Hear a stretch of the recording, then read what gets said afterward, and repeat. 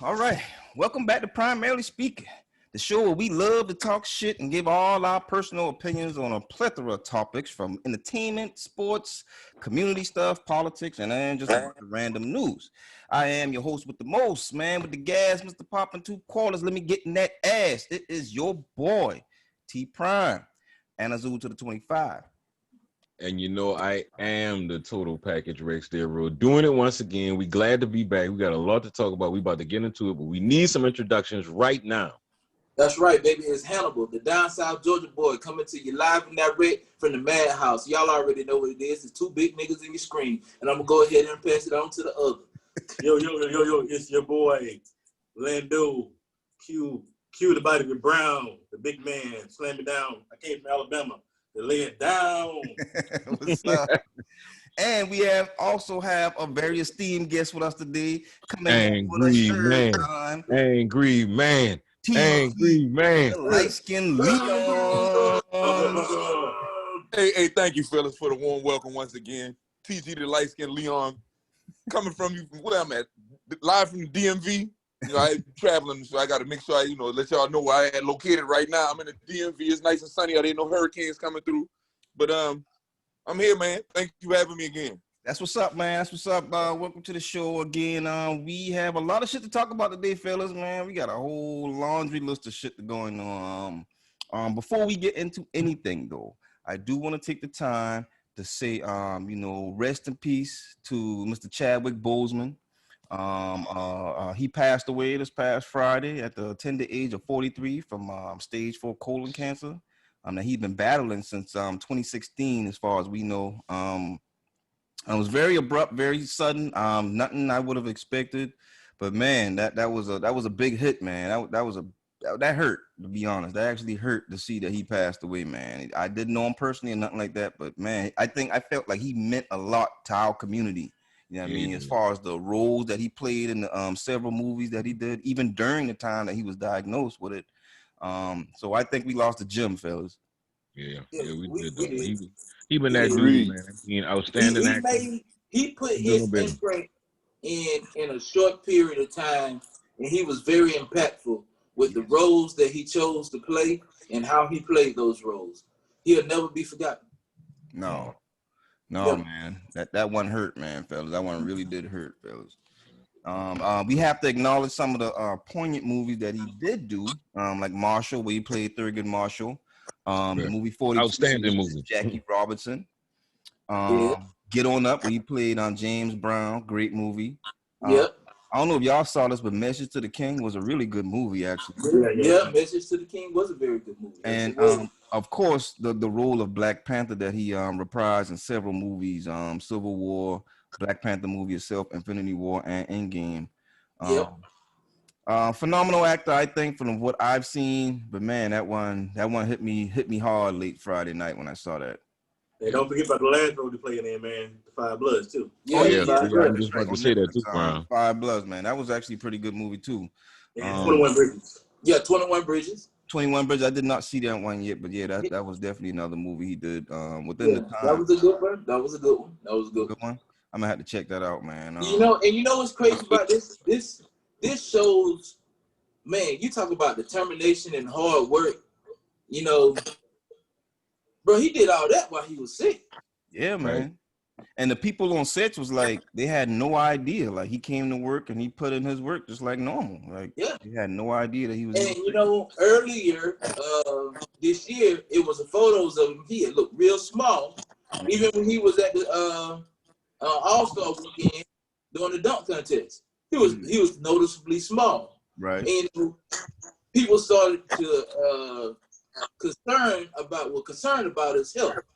Some people online can be very, abrasive with their words or whatever. And some people, a lot of people did have like serious concern because, the man we just seen the man, he was kind of small then. He's even smaller than what he was then. Like, what's going on? Yeah, I have to give up.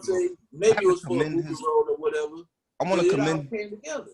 I want to commend his team, man, because the circle, nobody said a damn thing. Nobody leaked anything. They kept it private. Like Good job. that's commendable for all of us. Many people that he probably has around him to do all the stuff that he has to do, man. And nobody said a damn thing. I commend them for that. And yeah, rest in peace to that brother, man. So fellas, I just want to take a little moment of silence for the brother. So let's do that real quick. Appreciate it, man. Rest in peace, man. Rest in peace, man. No doubt, man. Fantastic. That's way to bring that in, cuz. Way to bring Yeah, that man. So let's jump into the show, fellas. Let's jump into the show. We got a lot of stuff. A lot of serious stuff. We're gonna save some of the serious stuff for a little bit later. So we'll do some light things real fast, some light stuff. Hannah, we had a very interesting story in our random section. Oh yeah. Just call this a case of white people doing white people shit. So in Massachusetts, a woman and her adult son are facing serious jail time after the man's wife came back home and caught the two having sex. So how y'all feel about that? Let me ask y'all, Wait. everybody here Wait. primarily speaking. How y'all feel about that? What's y'all like? What's your opinion? You can't just throw that out there like that. You just said that the man and his mama in trouble because the man's wife came home and found her husband and her husband's mother having sex. Is that right? That's exactly what he said. That's exactly what I'm saying. It's incest, damn it. Yeah. You know what I'm saying? Now, how you get to the? I don't even understand. That's got to be some white people shit because I couldn't fathom no shit like that. Right. Nah. Nasty motherfuckers like that need to be dug. They need to dig a hole to hell and throw their ass in it. Find a volcano, throw their ass in the volcano. Both of them.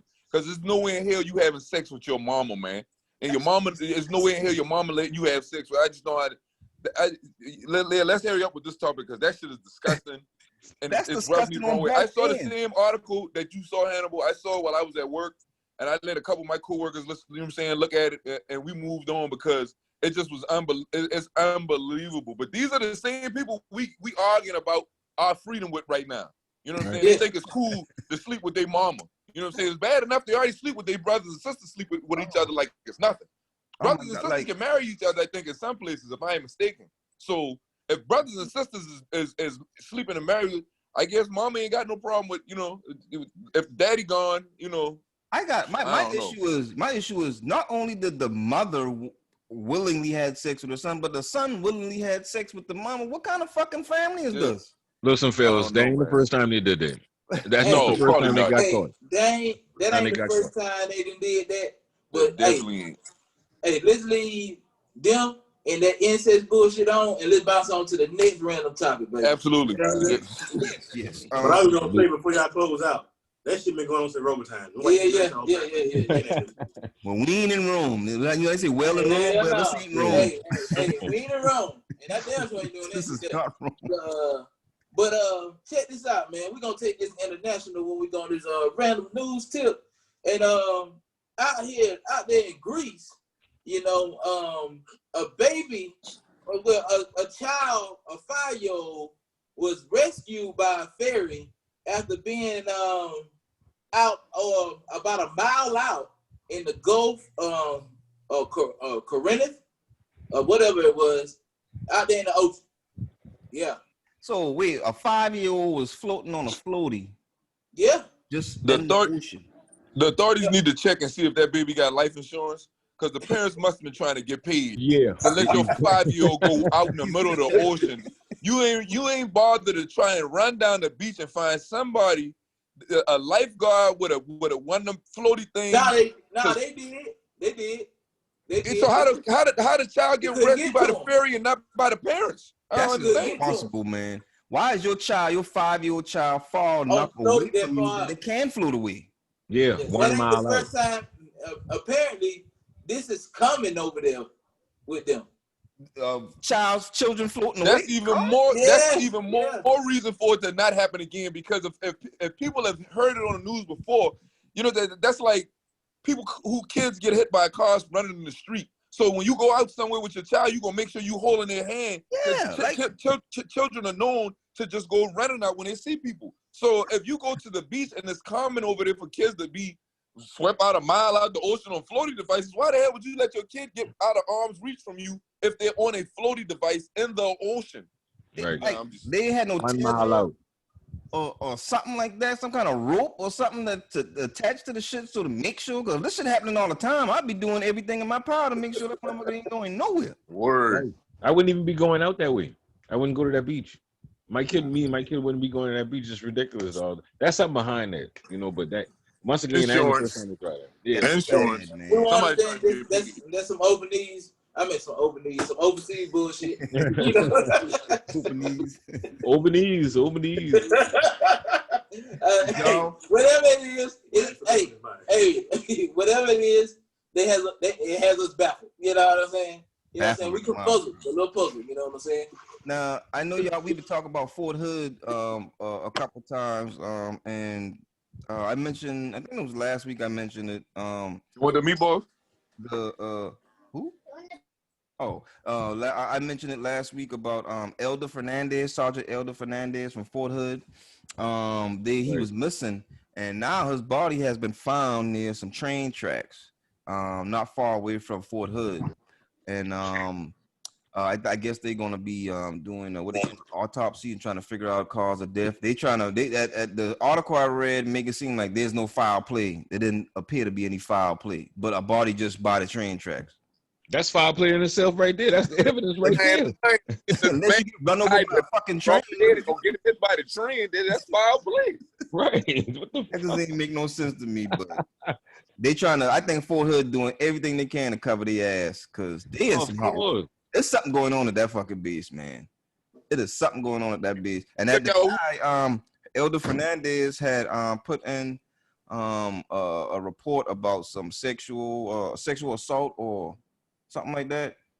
And, wait, but you said somebody actually sexually assaulted him? Yeah, and then he was asked to he moved to another team or something like that because of it, because they say they fear retaliation. Well, shit, they got some shitty ass security because he sure was retaliated on. The fuck, he just wind up dead.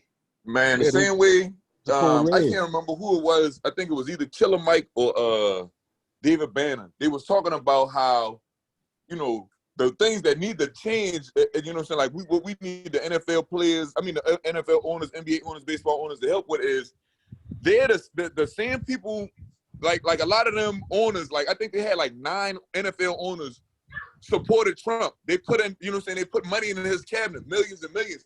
That's supposed to give them direct access. I know it does for them. If somebody in their family got something going on, they can call one of them up and be like, yeah, such and such got the DUI, get him up out of there before it hits the news. They can pull strings like that. They can pull a lot of different strings. So for me, they said they gotta have people in place. Hold on, man. Let me mute real quick. I'm sorry, fellas. I'll be back. All right. This nigga yelling. No, man. To elaborate on that thing. It ain't nothing new, man, when it comes to the military, when it comes to hiding shit or trying to cover shit up. So y'all fellas obviously been on bases. Y'all had some time on bases. Now, I imagine there's a lot of sex going on the bases. Goddamn, it's happening. And The ships. Is that what you say? Yeah. Ships. So my thing is sexual assault cases. I'm sure they happen. They get reported. But is this retaliation thing? Is that something that would normally happen? Like if you tell you tell about some shit, man, I'm gonna fuck you up. It depends on who. And I'm sorry, I'm back. That was the point that I was trying to make. What I was saying was like Killer Mike or whichever one of them said. We got politicians and people in positions that have been in the same spot for 40 years. There's no way in hell somebody should hold a spot on a board or wherever. These people been in there since the 60s. You mean to tell me you think that they have a kid? They've been there probably longer than that. Some of these people so old they don't even know. They can't even brush their own teeth or wash their own ass. Like so those people need to be removed. They don't need to be in a position. You talking about on the base? I'm talking about in government and that base. Whoever runs that base, whatever admiral, whatever division, whatever. Your audio went out, man. Whatever army, you know, I don't know if it's an admiral or whoever runs that base, they gotta know what's going on. They gotta know what's going on, man. And it might be the reason that people might be getting killed is because they're trying to blow the horn or whistle on somebody that's so high up there that don't nobody else want to get involved, and they don't want to get involved because this type of shit is happening. And see, that's why I want to ask y'all fellas, like, because I'm assuming y'all have been on the base and I'm assuming that y'all have come across this type of behavior or scenario in some shape, form, or fashion. And I wanted to see if y'all have ever experienced or been aware of situations where people feel like they're not going to say nothing because it's going to be retaliation, or is that type of is it an understanding that there is retaliation present on a base at any given time? So let me break it down like this. I don't know if and y'all just chime in if y'all guys agree. You know what I'm saying? Hit me with a yeah or whatever. So, the whole military thing is about rank structure. So say, you know what I'm saying, like I was in the Navy. I think all three of us, all four of us was in the Navy, I think. So say this junior sailor, this E3, you know what I'm saying, whatever she is. I was a corpsman, so I'm gonna go with HE. This is a hospitalman. Say she get involved with a chief of damn E7.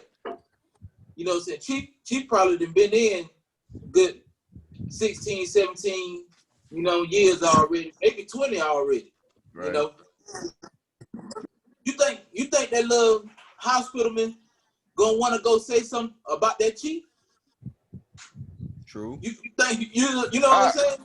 You think so? You Not without without recognizing that this going. Not without recognizing this going. Even if she's right and he's wrong, there's gonna be some consequences for that. Unfortunately. This was a dude now. This is a dude. This wasn't even a female.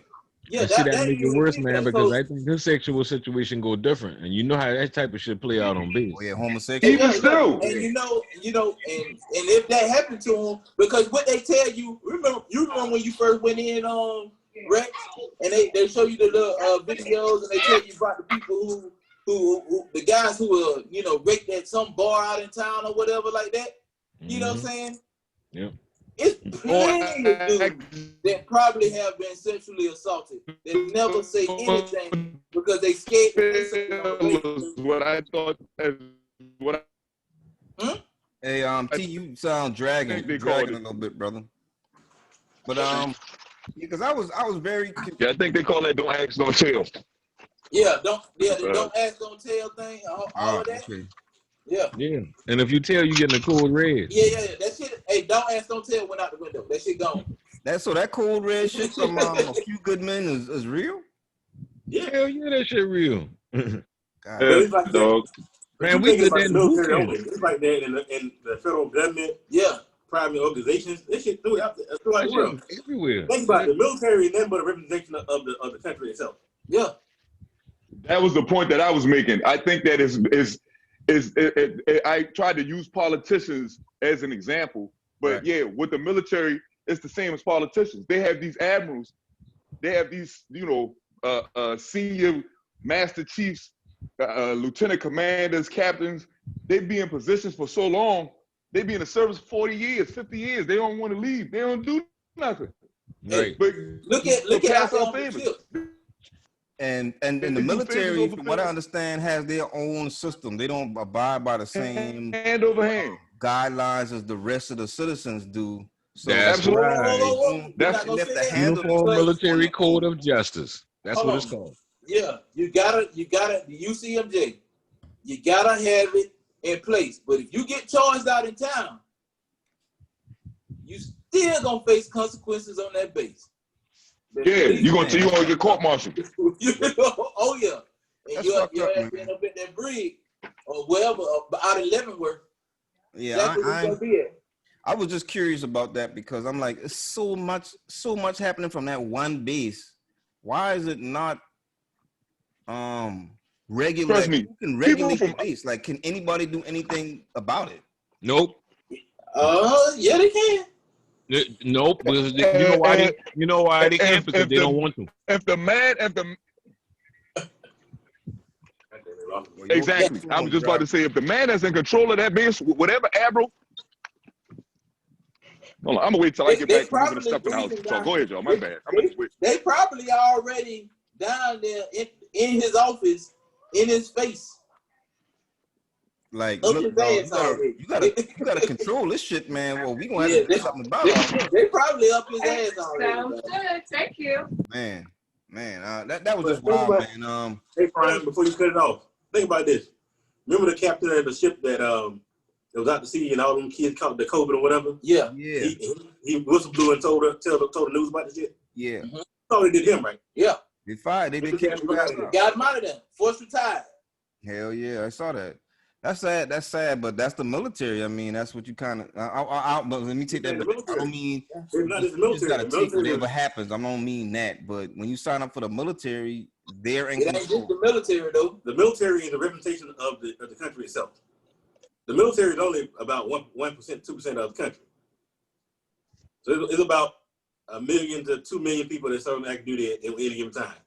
But my thing is they're their own entity because no matter what we say or think, they're gonna do how they're gonna handle it how they want to handle it. Correct me if I'm wrong. I guess put those rules for the military in place. The same politicians, the same people who run the country. Yep. They design the rules for the military. And you see how whistleblowers get treated from the military. Look at the police department and their whistleblowers. They get them the fuck out of there. They get the whistleblowers the fuck out. The same thing with the federal government. With the government too. Did somebody get to knowing too much? Get them the fuck out or take them the fuck out. Man, that's sad, man. They're like your boy. I pray that Yeah. Mr. They Elder stole it. Fernandez and his family gets the answers that they need. You know what I mean? Justice. His They need disappearance, justice. His death, man. I just wanted to ask that question because I just thought about it. Like, does this happen everywhere? But anyway, let's move on. Oh, another random news topic to touch on. I want to bring up just real fast before we slip into our next topic. Out in Georgia, this is the big find because I believe it said all females or children. I think it was all teenage girls that were found. These girls, about 39 girls were found across Georgia as they were doing investigations looking for sex trafficking. Right, missing kids. Yeah, missing kids. Yeah, they found missing kids, kids that weren't even on the missing kids list, and all that. They found them. I gotta applaud that. I'm glad that they found those kids, man. Yeah, but it's thousands of more that need to be found, man. But also, in the same time, they had another one that happened in Sturgis, North Dakota. Yep. Oh, they found some more kids? Yeah. Yeah. Oh, nice. Good. Now think about it. Did they say how many? I think it was like 32 or so. Wow, man. It's so sad that we got these people in our country stealing kids for sex trafficking purposes. Like that's it's some ministers, it's politicians, it's crooked lawyers, it's people working at the DSS office, it's all over, and people in places where they're supposed to be protecting the kids, they aren't protecting them. They taking them away. If they can go through the whole DSS system and everything, go into the foster care system, those kids are in danger. Hey man, all y'all adults out there, if you don't want kids, just give them to somebody that wants to take care of them. Stop abandoning these kids and putting these kids in this DSS system where they can be targeted for these type of things, man. Just sad, man. Sad. I'm just happy that they found those kids before they got put into that circle or cycle of sex trafficking and shit like that, and just happy that they got found, man. And one more thing to touch on, women as well as children. If you got children out there, would you just be careful when you out and about? I saw a story where a guy with his lady, she said she was going to the bathroom and she overheard this lady's conversation, and she noticed that she had her FaceTime on, and she picked up on to what was being said, so she ran back to her car. She ran back to a car where her husband was at. They were gonna snatch her and take her. They were plotting to get her. Oh, you know wow. Be careful who may try to comfort you when you're distraught in the restroom. You know what I'm saying? They could put something, rub something on you or whatever. They'll make you Pass confused out. the day, go in the days, or maybe you'll pass out or whatever. so they can take you away. So just be careful while you're out there. Be very aware, Watch ladies. Be very Hey, aware, men, man. and you young man too. You young men also, men as well. Be careful. You know what I'm saying? You never know who plotting on you. Especially you guys who like to go out there, you flash it with your jewelry on, like the way your big chains and everything. Be careful. Don't isolate yourself. You know what I'm saying? Always go out with a group. If you got to go out at all, shouldn't be Right. going out anywhere. You know what I'm Right, saying? right. With COVID shit. But if you got to go out with a whole crew. Don't roll solo. You know what I'm saying? Keep a click with you. Right. You know, So keep a click with you, keep a clip with you. You already know what it is. so what else going on, man? We're gonna jump into entertainment next. Entertainment. Oh boy, I segue. know y'all heard that Kelly got jumped in jail. Say what? Who? That R. Kelly got his ass beat in jail. So they say. That's good for him. He gonna get some more though. He gonna get some more though. I'm actually No. surprised it ain't happened sooner. Oh, he gonna get some more though. But they had to matter take where time he for go. somebody to get close enough to him to get him. Hey, as long as he in General Pop, he gonna get some more though. I heard you were saying Black Lives Matter, man. Well, I feel like this when it comes to R. Kelly. Not saying that, you know what I'm saying, I condone or none of that stuff, but we got to look at the situation again. It ain't like R. Kelly was out here, you know what I'm saying, on his own recruiting these young girls. A lot of these girls' parents was putting them right in harm's way. That's just like Bingo. I'm sitting there arguing. I'm sitting there arguing with a dude about, you know what I'm saying, about we talking, having a discussion about, you know what I'm saying, race, and he's telling me he don't understand, you know what I'm saying, where I'm coming from. When I say, well, I'm not asking you to give the man a pass. When they was talking about the guy who got shot 7 times, all these fake accusations, I was like, I'm not saying give him a pass for that, but we are not gods. We can't be judge and juror. You know what I'm saying? Yeah, okay, if he was out here, all these stuff they said he's doing, that don't mean the man deserved to get shot in the back 7 times. You know what I'm saying? So to the point where R. Kelly, he was dead wrong for being out here trying to, you know what I'm saying, date these young girls, doing all this other stuff. But I get tired and sick and tired of seeing the parents on the news acting like their kids is victims. No, you want to start them. You wanted your child, and you wanted to take the lazy route. You wanted your child to get fame off riding another celebrity's coattail.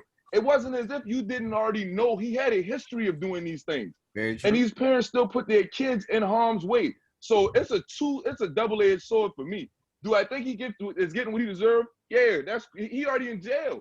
But the harp on it, and the people who are actually putting their kids in harm's way, these same people can go out and have more kids or go out and put their kids. Let Harvey Weinstein or Phil Epstein come up to them same parents. I guarantee you, them same kids that got abused by R. Kelly will get abused by Harvey Weinstein or Jeff Epstein before he died. Like sometimes you got to look at more than just the individual to figure out how things are being, you know what I'm saying, getting paid. Just like we sitting there saying, how these people on the base just keep dying and ain't nobody saying. Oh well, T, we definitely roasted those parents several Yeah. shows back when we talked Yeah. about him getting. Yeah, we didn't want to cut you off. You know what I'm saying? You was going so good. But But I understand what he's saying. Like At the same time, he's saying that. But I think what he's saying. saying.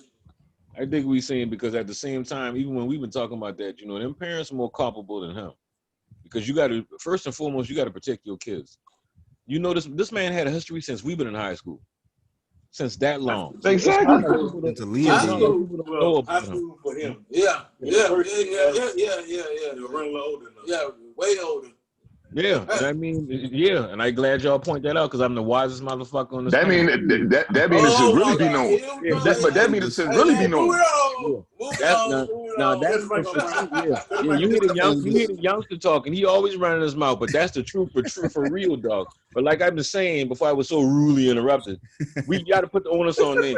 And I understand what's going on with R. Kelly, whatever, but you got to put the onus on the parents first. The parents more culpable than anybody else. They Period. share the responsibility. Yes, I agree. I agree with that I wholeheartedly. think the parents should be serving some time.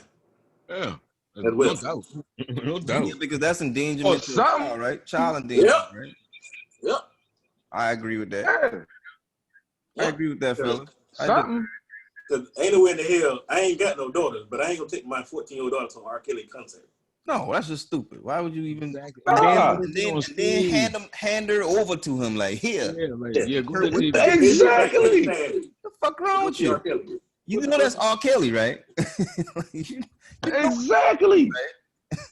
But that's some type of parents trying to continue trying to live vicariously through their kids, man. That's how they trying roll. to take the lazy route, the stardom. Yeah. They want to ride another celebrity coattail. It's a steep price for that. You know what I'm saying? Yeah. It's a steep price. Yeah. This nigga saying a song. All you gotta be is 14 or 16, maybe 18. Shit, come on now. Yeah. Who the fuck when we send their kid up there to sit this motherfucker? Right. I mean, I personally don't mind him getting his ass beat. Yeah. I don't think none of us mind that. I don't mind that at all. What else y'all got in entertainment? That's all I have. So entertainment, there is a story that came, an open letter to Dave Chappelle about 846 and the use of the N-word. Yes, I want to hear this. So a gentleman wrote a letter, said, "Dear Mr. Chappelle, I'm writing to you as a black man who's nearly 30 years your senior. I've admired your social and political commentary for years. And I recently watched your 846 special and found it to be provocative and informative. Nevertheless, I have one question. Why do you and so many other black rappers, comedians, or activists feel it's necessary to lace your profound message with the N-word?" That's It goes on to say, "May I remind you that all groups in America, including Italians, Irish, Jews, Japanese, Chinese, Native Americans, and Mexicans, have been victims of racial epithet. Yet we're the only people who tolerate and even flaunt our degradation." What I will say in response to that, personally speaking, while I agree that the use of the word nigga has been so, worn out. Yeah, we shouldn't be using it because it was a term to keep us down, this, that, and the third. However, how I feel about, y'all know I use the word nigga all the time, but we've taken the word back in a sense that we've taken the power away from the way that they use it amongst ourselves. Similar to how women say the word bitch to each other. While on the outside looking in, yeah, you shouldn't be calling each other bitches, but if they want to call each other bitch, and that's fine. That's what we want to do. If we want to call ourselves that amongst Why is that fine? Huh? Why is that fine? Because that's between them. Just like a sorority or fraternity that have their own words that they use amongst their group. Nobody outside that can't use that word. That's a word that group uses and they feel comfortable using. They've agreed that they are comfortable using it, and that's fine. But what you saying? But that's fine for like a fraternity or sorority. But for something like the word nigger that was made up to degrade black people for hundreds of years, there's no way that you can compare that. That nigger comes from a group of people, just like how you say a fraternity or whatever, that wants to keep down and degrade black people. Period. That's the nigger is specifically designed for us. Nobody else. Now you may say, and you might see an Asian dude and be like, yeah, that nigga they flam or whatever, or say that nigga they or what is that and the third. But we not been conditioned over time to say this and use this word to kind of degrade ourselves in a subconscious type way. Because if you keep calling niggas, if you keep calling black people niggas, they're gonna feel like they're niggas, and we are not niggas. All of us on this panel have been conditioned to say that word. But when we was younger, we did not use that word. We were taught not to use that word from certain adults. Once we got older and got away and started doing what we want to do, that's when we started using that word more and more and more. It's more prevalent. It was in music, movies, all type of stories. It was just, we got bombarded with the word nigga. Well, I'm gonna push back on that with you, Rex, because I've been using that word since I've been a kid. You know what I mean? I'm not gonna say that I haven't heard an adult say don't use that word. However, when I say we took it, they say they use it as a term of endearment. We took the power away, whatever, this, that, and the third. Yes, white people were using it to downgrade us, but we use it amongst ourselves, not in the same manner. When I call you a nigga or I say, hey man, nigga, what's going on? I'm not saying that to you to make you feel like you less than. You know what I mean? The use of the word from my perspective isn't to make you feel like you're less than. Now, when they use it, yes, that's their purpose for using the word. But when we use it amongst ourselves, I don't think that that's the same thing. And I don't even think it's conditioned in us that when we say it, that's what we mean subconsciously. I don't believe that personally. Yeah, I kind of agree with you. I agree with both of your points. I wish we could just do away with the whole word, like how we were talking before about the black on black crime. But I when you say what you said, Terrence, I have to agree with that as well. Like, we've taken the power away from the word because I feel like we have, like, you know what I'm saying? Like, but I still see your stance too, Ronald. You know what I'm saying? Because it's like it was used for a reason. You know what I'm saying? It was created and used as a derogatory term, but we've taken that and taken the power away from it. Basically, I mean, the word is so hurtful. It has no says it. If a white person says it to me, then I know exactly where they're coming from. Can they use it? Hell no, they can't use it. You know what I'm saying? I know two wrongs don't make a right, and that, you know, I might seem like I'm being one-sided or biased about it, but that's my point. I definitely understand where Terrence is coming from when he says we've taken the power. No, but I'm saying I understand where you're coming from. I totally agree with what you're saying. We need to do away with the word, but I don't think the word holds the same weight that it did back in the 50s, 60s, you know, and 70s. Like, at this point, I think it's almost like a form of endearment. Like, what's up, my nigga? Like, you know what I'm saying? We don't use it in a derogatory term. It may come across to some people, especially our elders who, you know, were old enough to live in a time when the word was just a no-no. You know what I'm saying? You got people who was living in the 50s, 40s, and 50s. You know what I'm saying? They hear that word, for them, it's like, absolutely not. You know, we don't use that. You know what I'm saying? And I wish we could have kept it that way, but unfortunately, you know what I'm saying, times change. You know what I'm saying? We're in 2020 now. So things are changing. You know what I'm saying? Slowly but surely things are changing. And that word, as far as I'm concerned, like Prime said, it doesn't have the power that it used to. We took that. So let me ask you a question. Yeah. And I'm gonna start around this next question. Like you just said, if a white man, white woman, white kid, anybody come out and say that word to you, what you gonna say? They ain't allowed to say that around. No, absolutely not. And they're not allowed to say that around. Have we really taken the power away at all? No.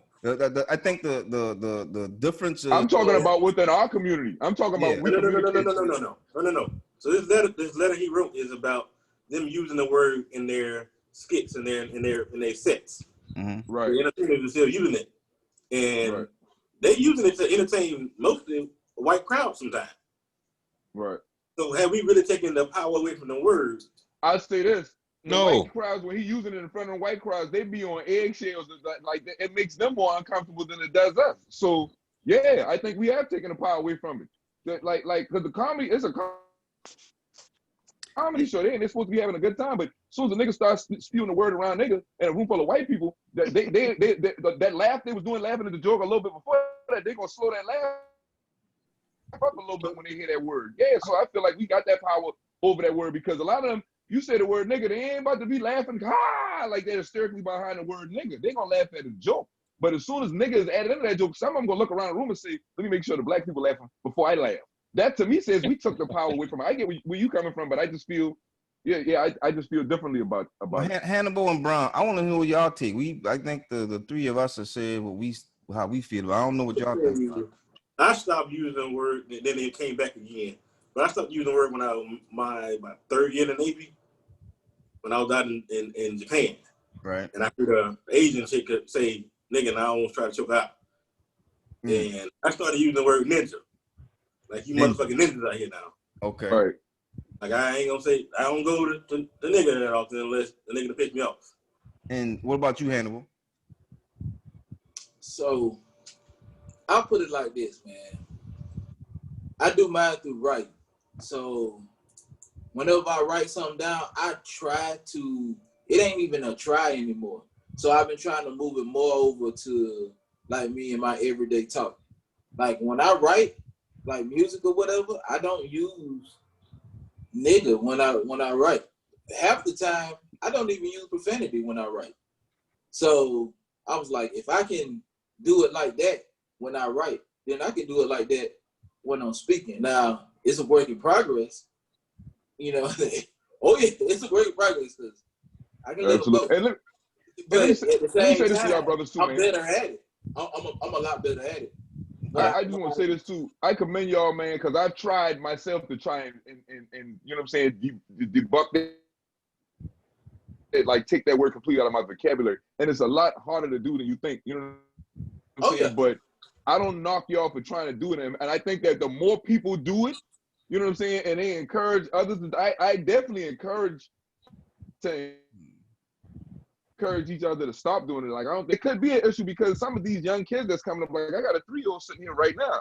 I definitely don't like him hearing that word. You know what I'm saying? Right. Like I would lose it if a video game came out and like the Call of Duty he be playing, they be on these games, they be on there using, you know, words that I had no clue. I don't even play Call of Duty. But he was on here playing it the other day, and I'm like, man, you didn't know? they on here cursing. Yeah, I had to stop him from playing the game. I let him get a Paw Patrol. You didn't know? I'm like, do not let him play that game. But I know Bro, for a fact when if they had know- used the word nigga in Call of Duty, I would have probably lost it. Like, what the hell is going on in here? Like, And bro, Angry y'all Man. absolutely when they be right for trying online, And Angry Man, look at it like this. Just like how you said, just like how you said. Hold up. And just like how you said, you don't want your kid to listen to that. You don't want your kid to hear that. Why don't you want your kid to hear that? Why don't you want him to hear that word? Right. No, but I don't want him growing up in the same way we did. I want him to make better choices than my generation and the generation after mine. I want them to be better, you know what I'm saying, African American black men. I want them to be able to not have that stereotype over their head of them being ignorant because they walk around calling each other niggas. You know what I'm saying? Right. Not to say that for me, it's too late for us to change that too, but it's just the same as. Well, no, right, but that's what I said. I get your point, but the word for me right now as an adult, when I'm in an adult circle, not in a child environment, the word is just as common as the word. So that's my whole point, because just like how you say,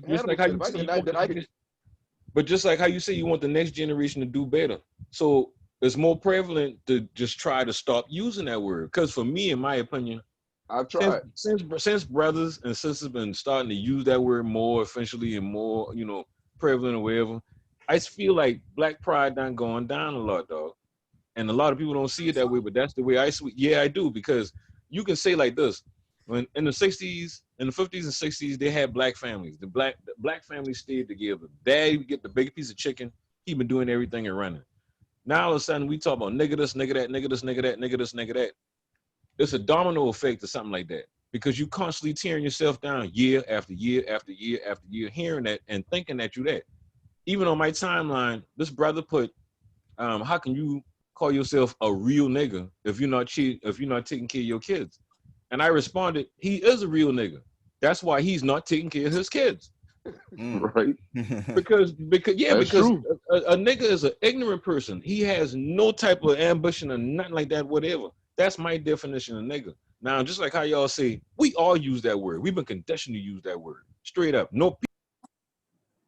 Your audio went out, Rex. While you get your audio together, oh, go ahead, Rex. Finish. My shit, they cut off. Yeah, you good though. Yeah. My bad, I hit the wrong button. But like I'm saying, man, he done take us down, you know. And that's the way I feel about it, because you don't have black families like they had in the 50s and 60s and stuff. The 70s changed everything, especially after the war. And once we got back here, and brothers and sisters calling each other nigga this and nigga that, nigga this and nigga that, everything not going down. That's just my opinion.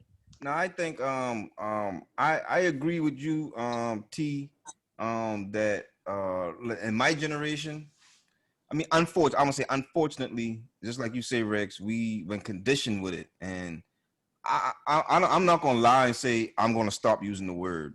Can I use it less? Yes, I can use it less, and I get what you're saying, Rex, about as far as teaching the kids and not wanting the kids to follow on with that, because I don't want my kids using that. But you know, the thing is, our kids grew up in a very different world than when we grew up in, and we want to give them better. I don't think that when we were coming up, I just don't think we had the kind of leadership that we needed to stay away from those words or the derogatory. I ain't gonna, no, I'm not gonna put that on leadership. Let me finish my point though. Let me finish my point, man. Because during man, don't jump on me. Wait a minute, Hannah. You don't let nobody finish. Because when I've been coming up, we didn't have fathers. There wasn't a lot of fathers, strong black men, going around showing the youngsters how to do. That's just in my area where I grew up in my time. I don't know about anybody else in with their area. And unfortunately, we looked up to a lot of dudes in the streets and doing dumb shit in the streets and whatever, this, that, and the third. And those guys helped mold my generation to a degree. Not all. Obviously there are guys that grew up in my generation that are upstanding guys. No, I'm gonna say upstanding, but guys that didn't grow up using the derogatory term. I get all of that. There's differences, but you know, for me, it just became a part of my vocabulary, and it still is. I still use it when I'm amongst my friends. I don't really use it around my kids. I've said it, but I don't. It's not a major part of my vocabulary when I'm around my kids or when I'm trying to show kids things like that. I agree with both. I don't want to use it moving forward, but I'm not gonna act like I'm gonna stop using it right now, because I don't mean it for a negative sense. I don't mean it to downgrade nobody or make anybody feel less than. It's just a word term of endearment, like everybody always say, man. For me, that's me. I mean, yeah, you can say the term endearment and all that stuff. I agree. I tried, and I'm not saying that I. Wait a minute, T. Go ahead. What you saying, bro? Actually, you can say the term of endearment. You can say I kind of grew up with this, and this is how it came about. But at the same time, we grown now, man. You gotta get rid of the excuses and embrace solutions. Yeah, I'm not giving no excuse. Just to answer, I'm not giving no excuse. I'm just speaking in actualities. Like, I'm not gonna lie to y'all and tell y'all I'm gonna do this, do that. I'm being honest and telling you that while I know I'm trying to do better for my kids, me myself and how I am, just being 100%. I can't just turn it on and off that easily. Some people might be a lot easier, you can. but me, right? Because if I try to not do it, it's gonna come out. I'm gonna challenge you so you can. What you say? You do it every day. You turn it off and on and off every day. No, I don't. How you mean? You leave the house and you go to work. You say that? To be honest, no. He said, but he never said he doesn't say it at all around it. He said he tries not to. So I'm sure your kid hear nigga out your mouth at least. No, said it. When I'm at work, I've almost said it a lot of times. I've caught myself. Because if they don't, they're white people. I can't calling white people niggas. I was about to say, I'm not gonna call a white person a nigga. You know what I'm saying? No, that's what I'm just saying. For one, it's a term of endearment to me, so I'm gonna use it with my friends. I'm agreeing with you. I'm saying you've turned it on and off before. That's you do it. Okay, I see what you're saying. Yes. I'll say yes to that. Yeah. That's all I was saying. Like I agree with y'all promoting and trying to get people to do better with it, because I've tried to, but for me to be able to sit up here and just tell y'all, oh yeah, I'm gonna stop, I can't. That's why I say I agree with both Ronald and Terrence, because like Ronald said, it needs to be abolished from our vocabulary. But it's just like I tried to stop eating, you know what I'm saying, meat one time. I tried to forget eating pork. I did that. You know what I'm saying? That's just one meat. You know what I'm saying? I tried to call myself being pescatarian. You tried to do what? I tried to stop eating pork. Stop trying to eat pork. You know what I'm saying? I tried to turkey. Leave the ribs alone. Bacon, you know what I'm saying? I tried to beef ribs, all that. Man, I did it for about 9 months, and then I just had to have some pork ribs. Man, I ate some pork ribs. I got a headache so bad. I told myself never again. I never stop eating pork for that long, man. You know what I'm saying? Because when you try to go back to it, no, I'm just serious, man. I'm just being real. Stop eating just for that long. Hey, man. Hey, man, if we can't be... Don't stay away that long, dog. Don't stay away that long. If we can't be real here with each other, we can't be real. No, hey, I'm trying to tell you. So I love it. I had to do away with the word. But it's easier said than done. So I ain't saying like that I'm gonna just stop using it. What I'm saying is like, okay, if I can cut it out like so much or whatever, because really when I write, I really don't use it. You know what I'm saying? So I'm like, if I can do it then, right, I can do it when I'm just talking. But here's when you write, absolutely, you put the word to the paper, you are conscious about the word you're saying. When you're talking, you're not always going to be as conscious what you're about to say. Now, when you're in a business sense, when you're in a professional setting, you're always making sure you're saying the right thing for the moment because you're in a professional setting. But when you relax and comfortable, Man, you gonna let them niggas fly, man. Right. Like He ain't that one right there. Flying. Like that one right lying, there. man. He ain't lying. Hey, Yeah. hey, what we got next? Yeah. though? All right, let's move on. Let's move on. Come on, niggas. Let's move on, niggas. Segue. What else in entertainment? That's that was a good open letter though. I that was a good topic for discussion. But Yeah. anything else under entertainment before we jump into sports? No, man. Yo, I heard the reviews. They say Tenet is a pretty good movie, man. You know what I'm saying? You said What's the movie? Washington Sun is in that, right? What's his name? Yeah, John David Washington. John David Washington. That's right. Yeah, man. Good actor. Good actor. What's the name of the He's movie? good. Tenet. Tenet. Tenet, right? Yeah. Tenet. Tenet. Oh, I ain't heard about that one yet. Check that Yeah. out. What else? Sports, man. Sports. So the NBA. So of course everybody knows that the Lakers and it started with the Bucks. The Bucks refused to play Wednesday night. And then a couple other teams, they just canceled games for Wednesday and Thursday, I think, if I'm not mistaken. Wednesday and Thursday games. When did the game stop? Was it Friday or Saturday? Saturday. So Wednesday, Thursday, Friday, no games, and they were about to possibly cancel the season. But they had a meeting, and then I guess they decided to play again. And I don't know the specifics of the meeting, so I'm gonna let one of y'all tell me what happened there. I'm gonna tell you exactly how the meeting went. Just like this, the owners came in, the players was in the room. The owner said, "All right, you don't act up enough. Get your asses back to work." They did the boy like Luther and set it off. They did him just like Luther and set it off. If you don't like the way the NBA is handling business, shut the fuck up and get back to work. You're killing us. You're causing us money. That's exactly how it went down, just like that. Tell me I lying. Tell me I lying. So you had some more details in it. That's how I seen. Hannibal. All right, man. So Actual factual details.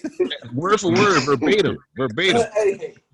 Hey, you said that's exactly how it went, huh? Hey, Exactly how it went down. Just like hey, that. Q ain't hear what you said. What'd you say? Q Just ain't hear like what you said, man.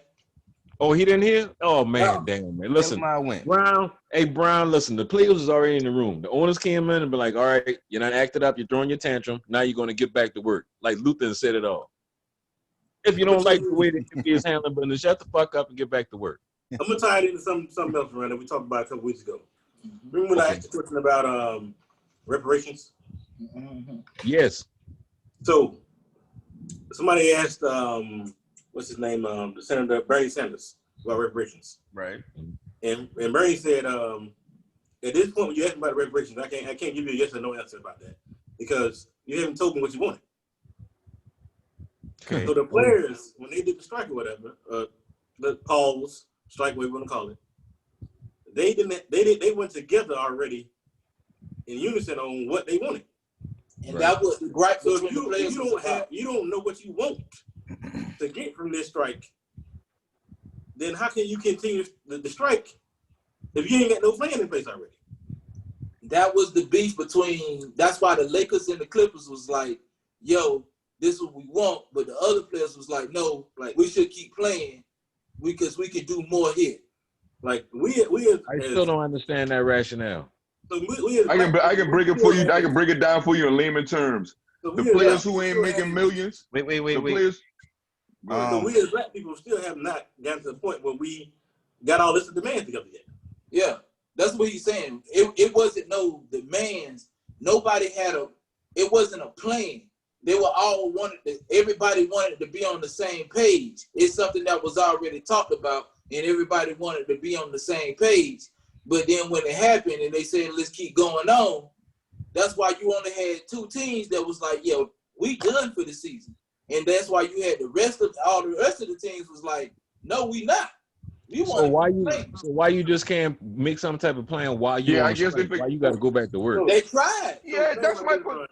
No, but no, they That's did not my- try to continue Hold on, striking. hold on, all hold on, because hold they on, came back hold to on, work hold on, Saturday. hold on. Wait. So they got Wait. Hold on. Brown, wait. Go ahead, Rex. Ask your question. No, No, let I'm me jump in saying- real quick before you go in there, Rex. Go ahead. How long did it take us to get the 1964 Voting Right Act passed? The what?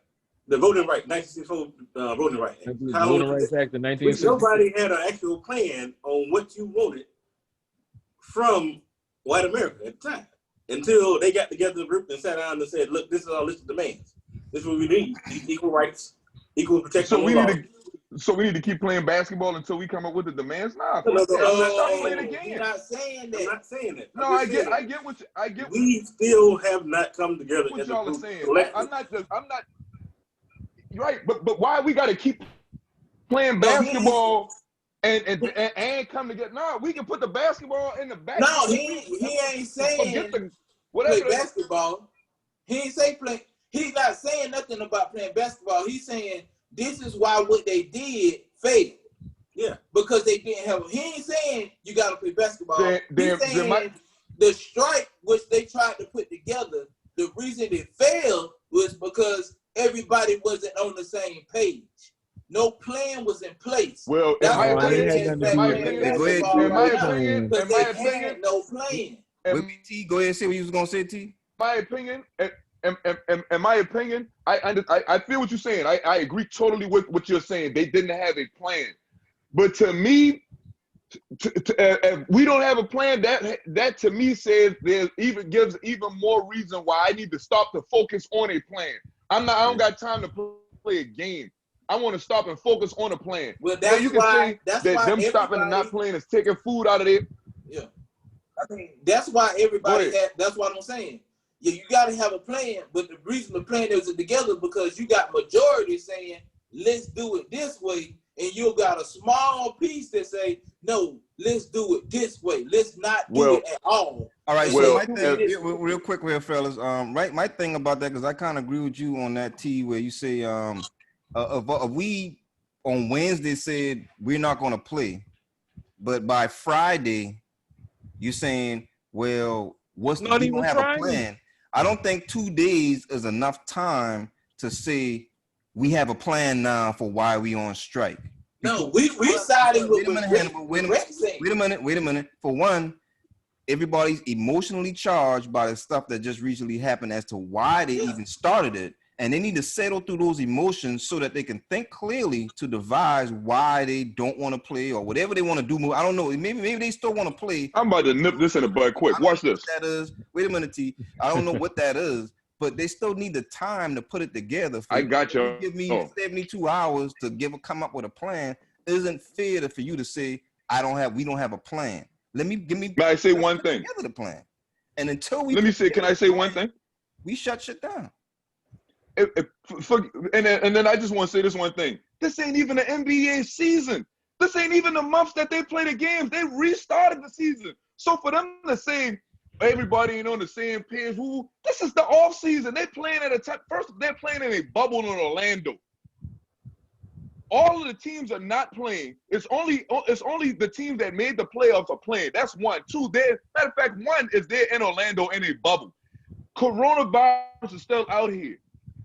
Y'all talking about keeping a game intact for what? Fuck that game, man. We need to get together and figure out what's going on. We already in a bubble, taking tests every day just to play. Y'all can go through and come up with a plan to be all in one place, to bring all these teams in one place, to put in a bubble, to do what? They keep making billionaires more money hand over fist. Them billionaires needed this basketball to keep going so they can make their money. They put it out there to the players like, hey, y'all want to still make y'all money. I know y'all still got families to feed. Listen, y'all niggas that didn't do right by whatever contracts you got and the money that you got, so be it. I know if I want to say my job today, the job that hired me, that ain't the first job I had and ain't the last job I'm gonna get. 95% of them motherfuckers that's in the league, whether they black or white, they had to come through college they couldn't go straight from high school to the league. So some of y'all niggas should have took up sports medicine, should have took up something in college that you can say, well, hell, I might not be able to live this millionaire lifestyle that I had, but I came from sit there and act like you are scared to lose your job. I'll walk off my job right now if I don't like what's going on for them, because other jobs are they hiring. Is it going to pay me less? Potentially. But you never know. I might get a blessing and find a job that I've been looking for that pays more. So I just don't get this, we need to keep playing. Hell, it's a pandemic going on. Y'all ain't even playing from home. Y'all niggas is away from y'all family in a bubble in Orlando playing a game with no fans in the stands. Man, to me, it's Alright, ridiculous. T, Nah, Hannibal, if they have a T, plan, they should have said, well, fuck it, let's not play until we get a press. My bad. you good. Go ahead, Hannibal. You have something. And he spikes the ball, angry man, ladies and gentlemen. Let me jump in real quick, man, and try to tie the thing up. Yeah, because I was trying to cut nobody out. So none of us are saying that they should have restarted playing or should not restart playing. None of that. My point is that we as Black Americans don't have a damn plan. So how can we expect NBA players to have a fucking plan when we as a people don't have a fucking plan going forward? We ain't got to listen to demands for whoever coming off next, or for our politicians. What list of plans we got out there to say, look, this is what I need in order for me to my bad. I'm sorry. Go ahead, Yeah, Brown. My bad. I'm sorry. I didn't mean to cut you off. This is what I need you to do in order for me to vote for you. We don't have a simple plan like that as Black people in America. So to say that these players, you're going to hold these players up here on the pedestal and say that, yeah. I ain't holding them on no pedestal. I think they just distracting people. Wait a minute, T. Over a strike, over the same thing we all fighting over. We gonna blame them for that? So I want to say something. None of us have a plan. I want to say something real quick because I think I disagree with you there, Brown. The plan is very, very simple. Very, very simple for us Black people. We want fucking equality. We want to be treated the same way. We want to be treated the same way everybody, all the white people get treated. And the reason why we don't need to have a plan, because the rules and laws are already in place. They just disregard them to shit on us. Yeah, that's the plan. They disregard all the plan. rules, Follow all the same laws, rules that white people use. The The reason why they shouldn't be looked at as criminals or be like those videos that you see with white guys talking shit to the police and this and that. My rights and this is my right. This is my right. We have the same fucking rights. They don't have different rights that we got. There's not additional rights you have to put in place for us to not be looked at as lesser human beings. We get the same laws. We want you, the rules and power, to follow those same guidelines when it comes to us that you do for everybody else. That plan is in place. They just neglecting to follow it. Right. And we just get When it fed comes up to- with this shit. We're fed up. We fed up with people disregarding those things, those same limitations, and doing whatever the fuck they want to do to us.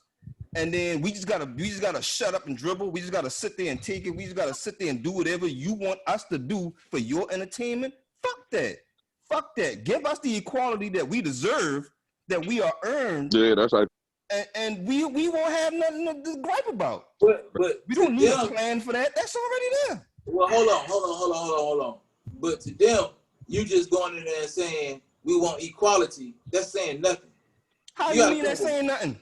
You gotta, but you gotta look what playing field you going into when you do that. You just go in there and say, we want equality. How and what way do you want equality? It's common sense. Whoa! Don't cut me off. Whoa! Sorry, my bad. That's Whoa, bro, don't cut me when you say that shit, man. Nobody else. My bad. Go ahead. Listen. So the thing is, you just go in there and say, I want equality. What does equality mean? What is your definition of equality? Hold on. Equal. Wait a minute. When I say what's your definition of equality,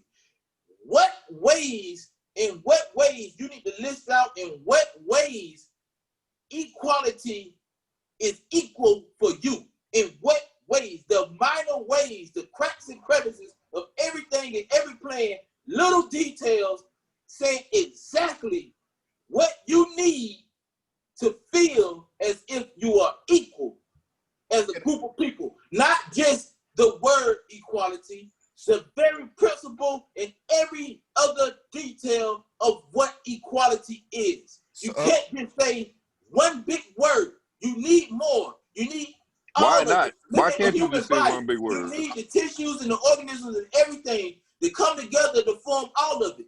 You need equality as a whole embodied in your statement and in your plan of what you're gonna need to feel equal. Okay. You gotta have that.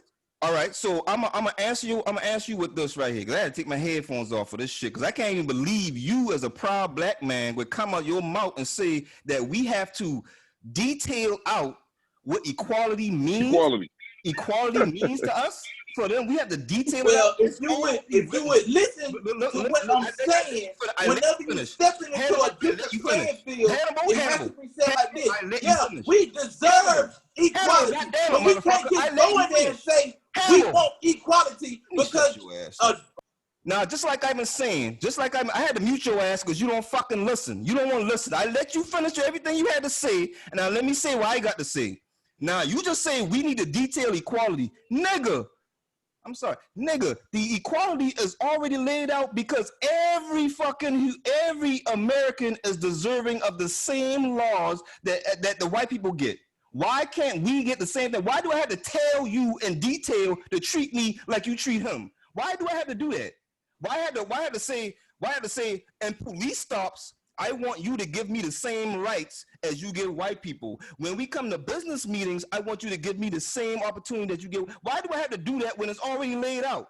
We've been saying that shit for decades. Why do I have to keep repeating the same motherfucking thing? We don't need to write new laws. The laws are already there. I don't understand. You have to really make me understand what you mean by detailing equality. Because the equality is already written. You have to explain this shit to me, bro. Yeah. I need to understand. Yeah, I don't understand that. That sounds like coon ass shit to me, bro. Like equality I definitely want to hear it too, because I just got back. What did I miss? Equality. So all right. Equality first of all, is what it is. You ain't gonna disrespect me. So check this out, because I ain't no motherfucking coon. All right, B? All right. So on the real, when I say you gotta list out equality, you know what I'm saying? Whenever you explain something to somebody, you put it out there to them. You want a simple motherfucker to understand, you put it to them in simple motherfucking terms. If a motherfucker act like they don't understand you, because we listen, motherfucker, to what the fuck I'm saying. When a motherfucker detail, now you saying simple? Motherfucker, that's what detailed is. You just listen out the simple shit. Sorry. You just go in there and say equality.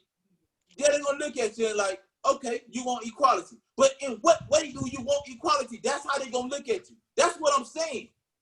How you mean? What in every way. Motherfucker must be under. They must be under. They must be under rock of thing. They must be Wait. under rock of thing. You dealing with politics. You dealing with politicians. What do you mean? I can't understand how y'all don't understand this. I'm talking. I don't understand how y'all we understand talking this. man to man, brother. We talking man to man. I don't understand how you don't understand this. You don't understand what I'm saying. You don't understand what I'm saying. I understand what you're saying, but you don't understand what I'm saying, bro. I do understand what you're telling me. You saying that we need to detail out. I don't understand. Equality. I don't understand what you mean by that. I don't either, because equality is real simple. If these motherfuckers got millions of dollars, I know they know. All right, so equal means 50-50. So you or 100 or 100. Not in 50 simple ways, for you and 100%. Like, yeah, that's what you want it to be. So equal to me don't mean 50-50. Equal to me mean I get 100, you get 100. I'm talking about right. That's what I'm saying. That's what I'm asking. What does like equal pay is? Right. I'm not talking about it. I'm talking about treatment. So how we are treated. That's what I'm talking about. So over time, what has America done that America's known for? Shitting on black people. Shitting on black people. Americans is more than the Americans is just like every other civilization. They have a caste system. There's always been some get this and some get that, some get that. But if you don't come to the table to negotiate your what you want in writing. Wait a minute. Why you gotta? Can I jump in real quick? What was the civil rights movement? What was that? Was that not coming to the table with detailed information about what we want? Was that not the civil rights? They passed the Civil Rights Act, but they still treat us like shit. You understand? So let me put it like this.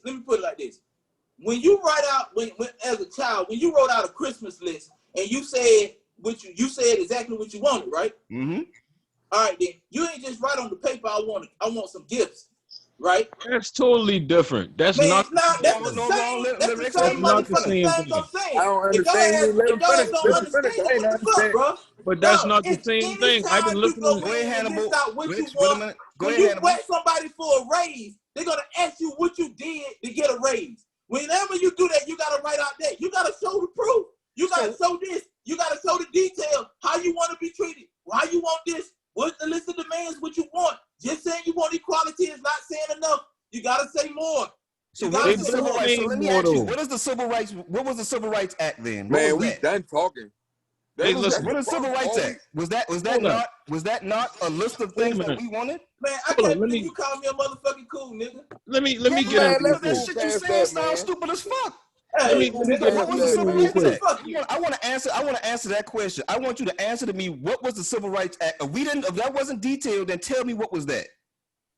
That was detailed. That was the first step. Yeah, that's one step. So let me ask you a question. You think that they are abiding by the Civil Rights Act? You think they are abiding by the fine, and we just need to Who add wrote more it? to it? Is that Who what you're wrote it? saying? Who wrote it? You ain't That's answering my not what he question. asking you. You He ain't Hey, ain't man, asking y'all you come who back write with it. questions. You gotta answer a My question question before is you can come simple. with My another question is question. simple. Do you think that they are abiding by the Civil Rights Act? No, Fine. they wrote They're it. doing fine. They're doing a fine job of that. No, they wrote it. Of course, Shit, they're it not ain't gonna gonna abide matter by what they who. wrote. It ain't So gonna what's the matter who write the problem? law. It ain't gonna Hold matter up. who write the law. If we ain't got the right people in position to enforce the law. See, and that's the whole thing right here. Let me jump in real quick. This the whole thing right here that keep people divided. Because right after people start protesting, all of a sudden people start asking about, well, what type of plan do you have? I don't never remember hearing nothing about that way back in deal with it. But for whatever reason, that's what I hear a lot of people. But that's why I hear a lot of people saying. And basically, they have been outlined the plan. They said it plain and simple. We want equal justice. We want cops to be held accountable. We've gone through this over and over again. There's nothing else to write down or say or anything.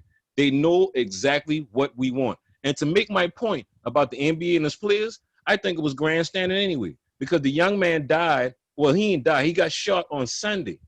They didn't decide to strike. They didn't decide to strike until Wednesday. And the only reason why, Which was when the shit made the news and everybody was in an uproar. exactly. But they've been and knew before then what was going on. Everybody been in know before then, before it really flamed up or whatever. And the thing about it is, the Milwaukee Bucks actually started it. It's not like the NBA and all they different 30 teams or whatever was like, yeah, we saw this happen and we planning on having a boycott or whatever or a strike. It was a jump reaction because the Bucks was like, nah, we too emotionally unstable to go out here right now. Because you had people on that team that was like, fuck this, I don't want to play. I don't want to do this. That's how this whole NBA thing started. We can't sit there and act like these teams and these owners was watching the situation and been like, yeah, we need to do something. So that's why when people nowadays, when they protesting and even threatening to strike, the first thing people saying, like Stephen A. Smith and all these other dudes, what type of plan do you have? We already laid out the plan. We already told y'all what we want. This is our plan right now starting. We're going to shut y'all down. Y'all ain't going to make no more money off black bodies until we get what we want. I don't know how much clearer that needs to be or what else needs to be said, but that's it. All right, That's I it. raised my hand because I you want got your next. hand up, T. Go ahead. So all I want to say is I just want to address one about 2 or 3 comments. The first one I want to address is about us using celebrities, holding celebrities to a different standard. I don't look at them celebrities for no advice. I don't look at them any different than I look at any people. But their voice. They got these millionaire owners. When they get drafted, these owners come in and you wine and dine their family the whole night. They tell them how much they love them, how much they want to do for them the whole nine. So those basketball players and those athletes, they have the people's ear that I don't have. Not one person on this panel right now on this Zoom meeting has the ear of a millionaire.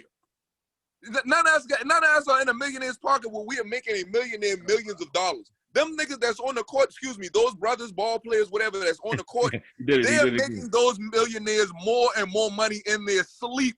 So for me, for me, I felt like you can't come up with a plan playing basketball. Yeah, or you taking the pedestal away. Yeah, take the pedestal away. Because at the end of the day, these people keep talking about what they want to do for you and they care for you. We've been talking since Malcolm X talked. Martin Luther King talked. We've been talking, coming up with plans and all this. It hasn't changed anything. So the only way we're gonna change something is if we hit them where it hurts. Stop taking black entertainment away. Y'all want us to y'all want to claim y'all want to claim y'all listening to us. Y'all want to claim y'all care about us.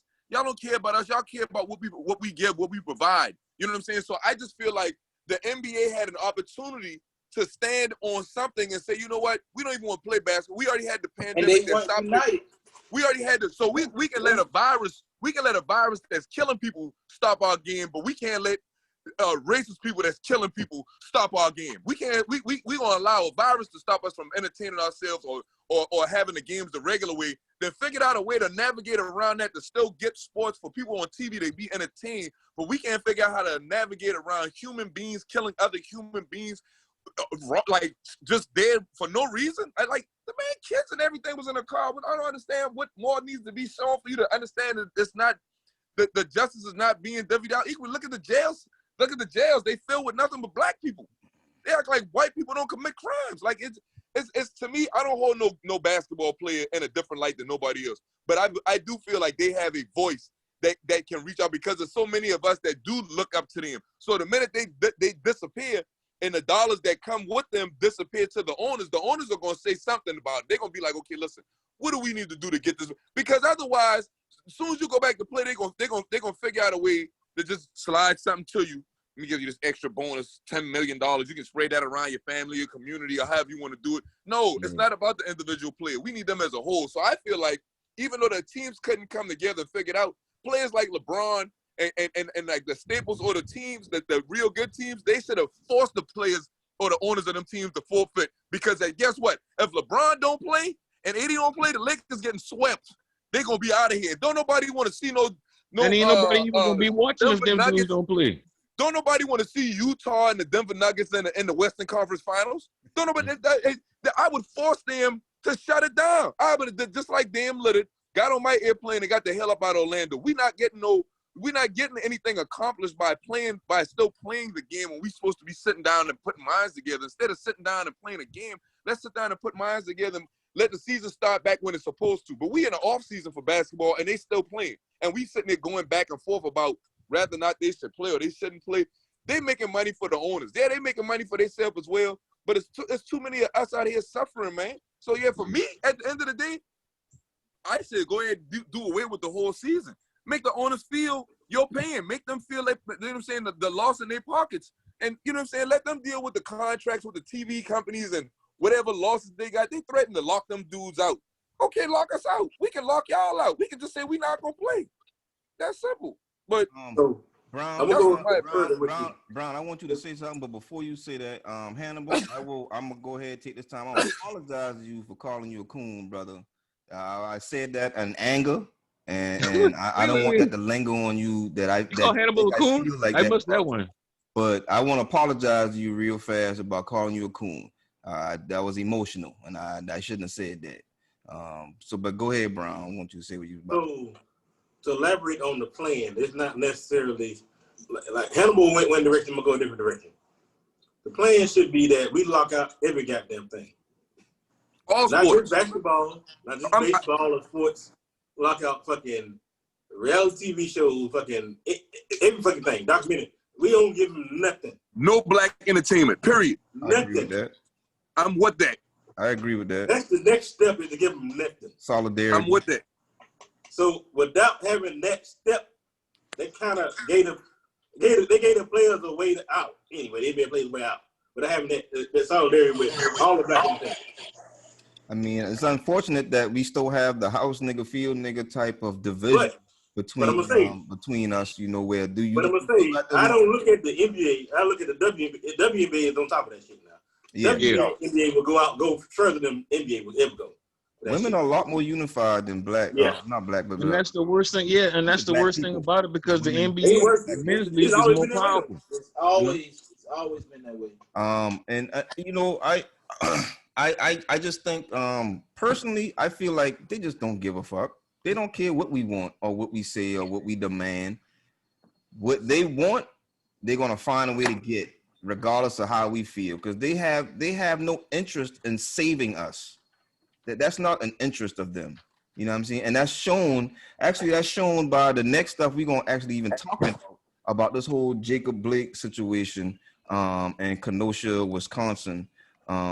Because me personally, I feel like they, like I said before, they just don't give a fuck, man. To be honest, I'm not saying every white person. I'm definitely not saying that. But the ones that are in power, they don't give a shit. But they definitely what don't care. we want or what we demand. They ain't giving us nothing because they are in power. They ain't losing nothing.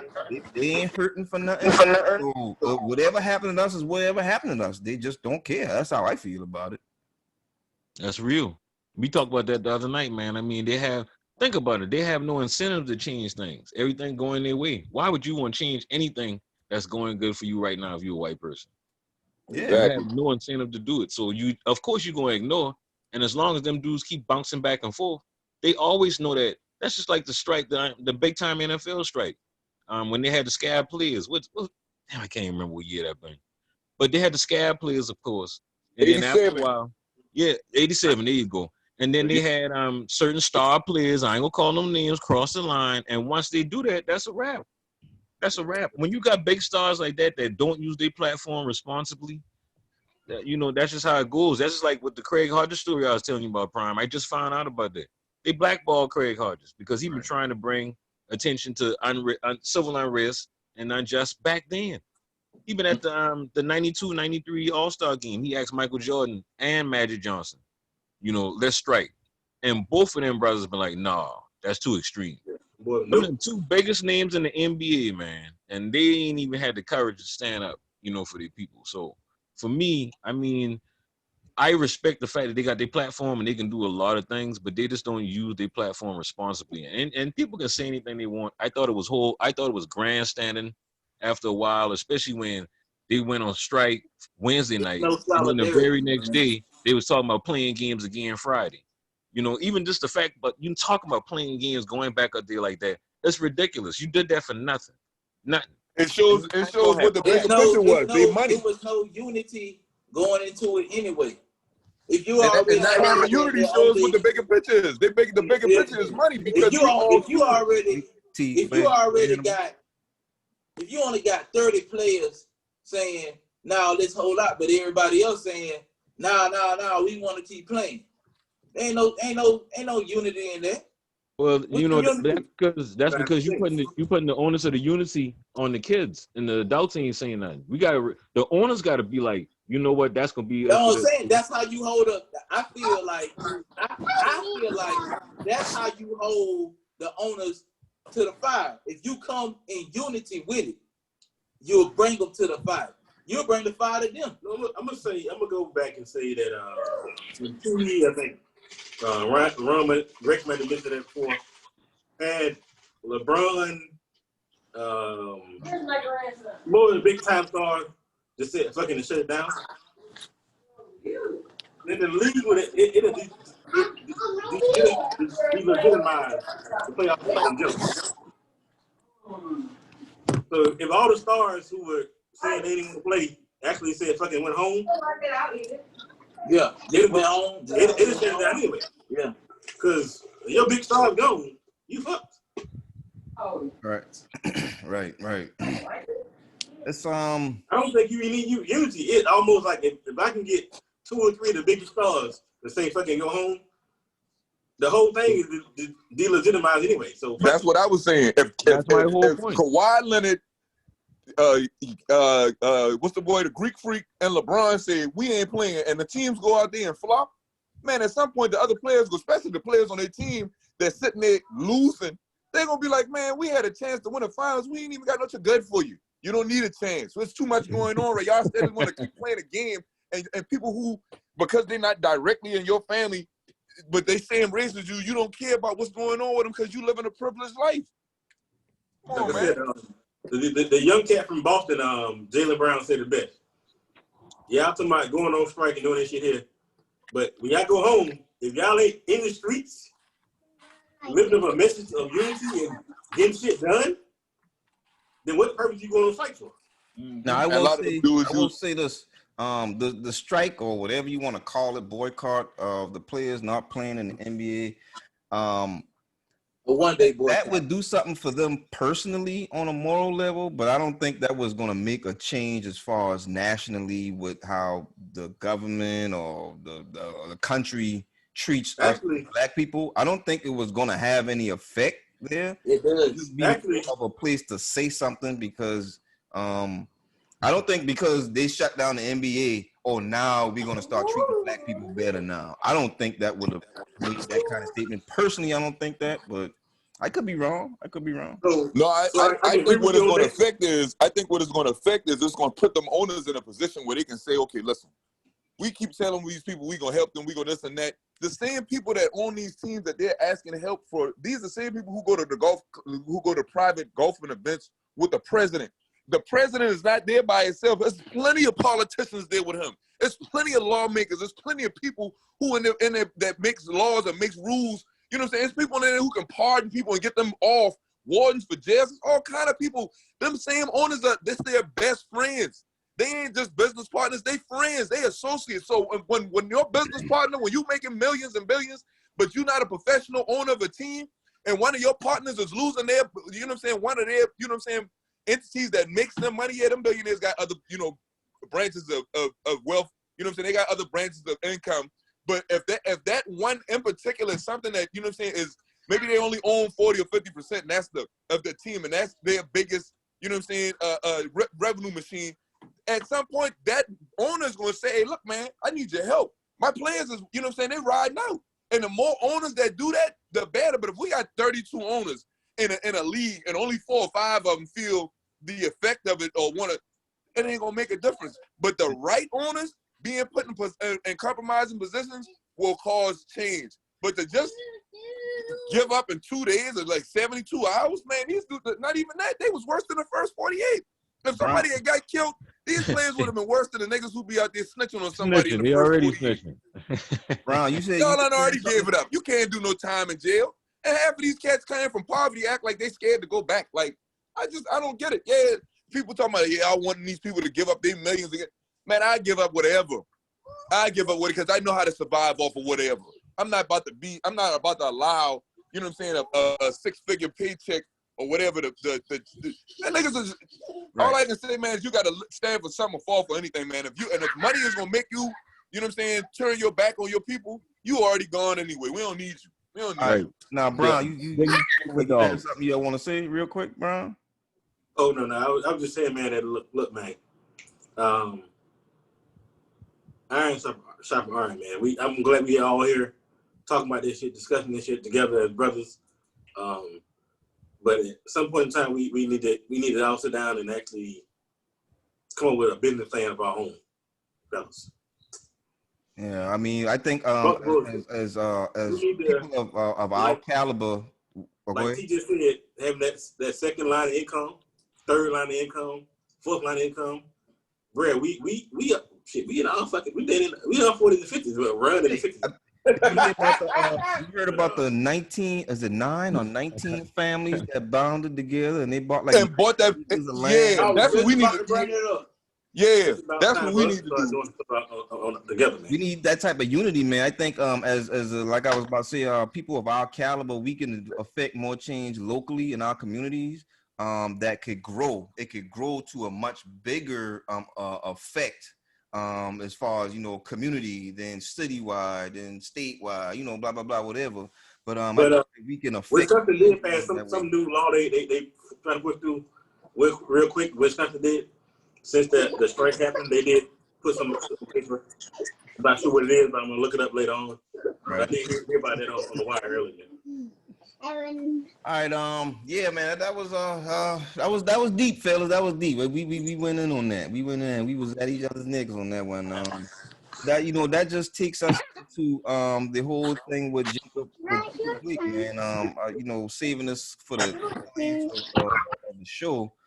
The whole thing with Jacob Blake, a guy in Kenosha, Wisconsin. He went to a scene to break up a fight between a couple of women, and while on the scene, some police were called, and when the police got there, they immediately, from what I understand, they immediately went to Jacob Blake and tried to detain him, and he didn't want to be detained because he's like, shit, I ain't got nothing to do with this. I'm trying to break up a fight. It was a little scuffle. They tased him, didn't really do much, and then he was going to go get in his car. Now, I don't know why his reason for going in his car, but on his way to his car, He was shot in the back 7 times by an officer at close range, right there. You know what I'm saying? And that sparked a lot of protests and things like that in Kenosha, Wisconsin, and across the nation, man. Almost similar to George Floyd effect, you know. And I want to hear what you guys have to say. Rex, I want to start with you. What you guys have to say about the whole situation? Well, once again, I think it's disgusting. You know, you got another black man getting shot multiple times, allegedly for disobeying police orders. And the worst thing about it, you're hearing all type of stories coming out about this young man, sexual assaults, pedophile, things of that nature, whatever. And it's ridiculous how they try to discredit the victim all the time. Right. So it's high time that this shit needs to stop. You know, and people coming to me with all type of excuses. Well, he should have did this. He should have did that. That's like blaming a rape victim. You can't do that. It's ridiculous and it's irresponsible. So for what happened to that young man, I hope his family gets justice. I hope all this shit stop. And we just gotta get young fellas, especially our young black people, to not have to die at the hands of these cops. Foolishness, man. I agree. Hannibal Brown, y'all boy got something y'all want to speak on? So let's go back to what you were saying. This young man was breaking up a fight. The officers show up. He is walking. You tase him. He has no weapons on him. It's 4 of y'all. Exactly. Why at that time isn't he forcibly, taken down? Since he, he's just walking, he's not running. He's just walking. He's just walking to his vehicle. Walking he says away. he has a knife Yeah. in his vehicle. He doesn't say he has a knife on him. He has a knife in his vehicle. So you mean to tell me he walked past all of you officers, you follow him to his vehicle, you wait until he opens the door to his vehicle to grab his t-shirt and to shoot him 7 times into the back? Don't make no sense. Now, I'm no scientist. Some people might even think I'm country just by my appearance. Yeah, you can. Or whatever. Kiss my ass, nigga. But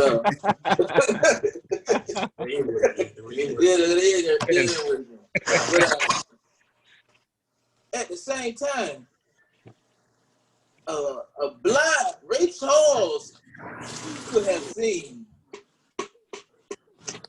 that something ain't right with that case. I don't know what they're covering up, but it's disgusting.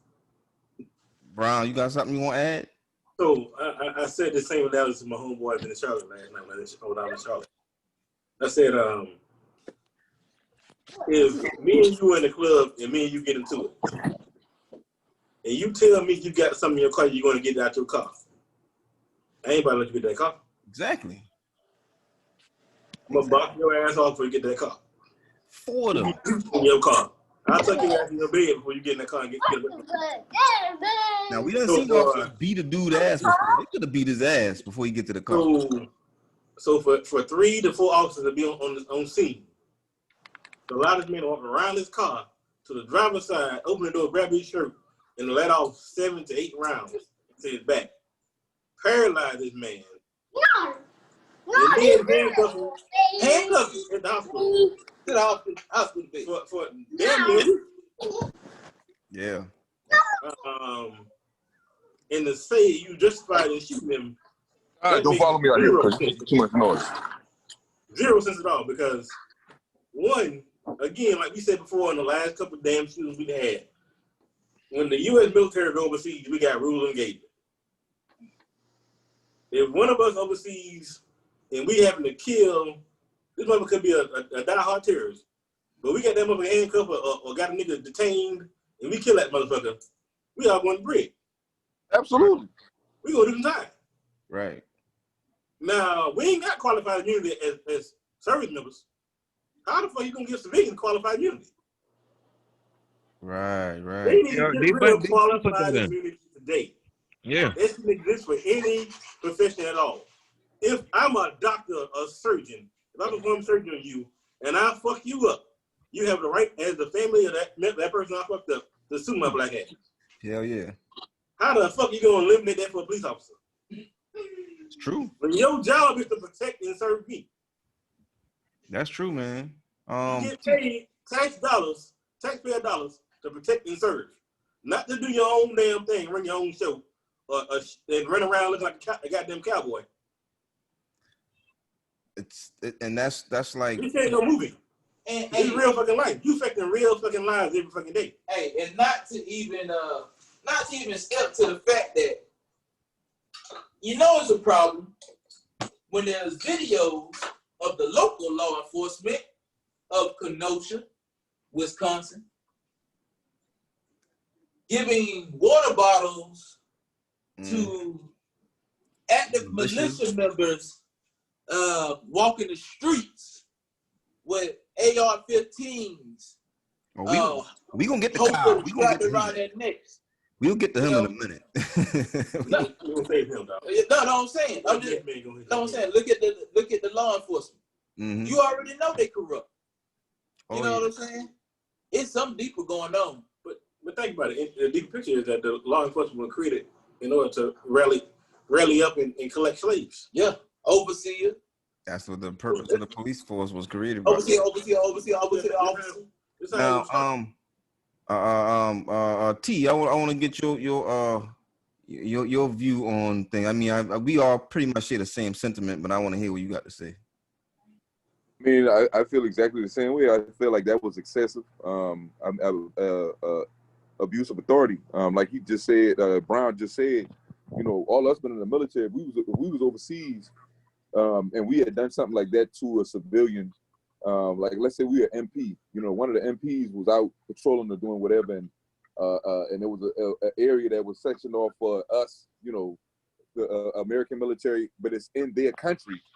So they would have civilians in that area we're working.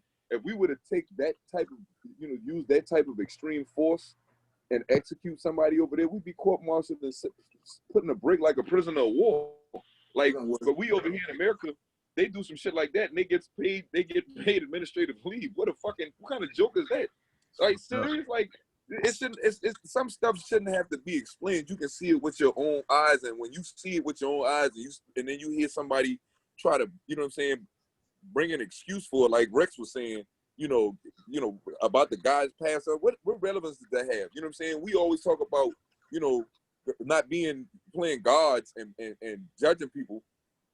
I ain't see nobody, else that was accused of being a pedophile or rapist, Harvey Weinstein, Jeffrey Epstein. I didn't see any of them being treated the same way for breaking any laws. You know what I'm saying? Like, they actually don't even, when they go to get locked up for those type of charges, they actually get to go home. They don't even stay in jail, for a whole day. You know what I'm saying? Let alone a whole 60 minutes sometimes. Right. You know what I'm saying? Like, they come in and get processed and immediately leave. They don't even sit in a holding cell for an hour. So the whole incident itself, man, it's sickening because why does this keep having to happen and we have to keep having this conversation? It doesn't have, it shouldn't even be that way. We shouldn't even be having to have these conversations. These officers shouldn't be taken up for officers doing stuff like that. You know what I'm saying? Like, they should have immediately turned the gun and shot his ass. You know what I'm saying? Like, dog, how many times you gonna shoot this man? One of his own officers should have shot him. Because it don't take 7 shots in somebody's back that's walking away from you. Shoot him in the leg, shoot him in the foot. Don't shoot him at all. Take out your taser and tase him. But to shoot him 7 times, let alone shoot him, to me, that's an execution, man. That's overkill. Just like I think I might have missed the point when we had an opportunity to bring up whatever stories, but like I was telling y'all before about the guy in Georgia, the guy shot 76 times. Like, at some point, it's execution. It's not it's no, it was a mistake, or they would threaten my life. There was no threat. There was no imminent danger. There was no threat at all. Y'all just wanted to make an example out of somebody that you felt like should have been listening to you when you told them what to do. and because they didn't do what you wanted them to do, you feel like it was okay for you to take their life or try to attempt to take their life in front of their kids. That's the icing on the cake for me.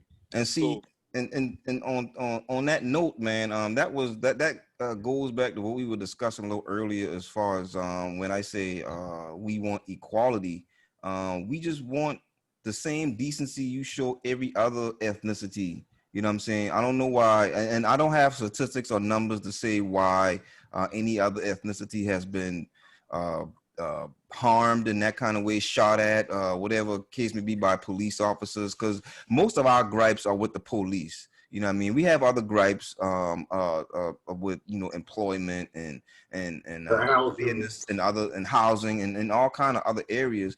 But the biggest one is with the police. And that's all. For the most part, we just want to be treated the same as everybody else. We don't want to be zeroed in or looked at as that particular ethnicity is the biggest threat. So when you come across that ethnicity, do as much as you can. You know what I'm saying? But with everybody else, treat them with padded gloves. You know what I'm saying? Like, it don't take rocket science to realize the disparity when it comes to the treatment that we get from authority. And it's ugly, man. It's real ugly. And people that see that video and the numerous amounts of videos and all of the events that have happened and over however long back you want to go, come on, man. You can't tell me you don't see it. You can't tell me all these bulls, like you were saying, Rex, making excuses, this person, that. None of that shit matters. None of that fucking shit matters except for the incident at the time.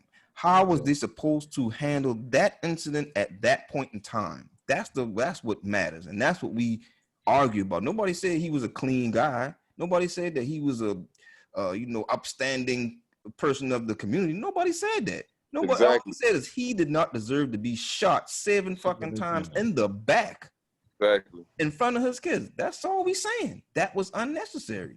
And all those things with George Floyd, things with Breonna Taylor, countless names that we can put on the show, but that's it, man. It just don't make no sense to me. And rolling that into this guy out in Kenosha, Kyle Rittenhouse, that's his name.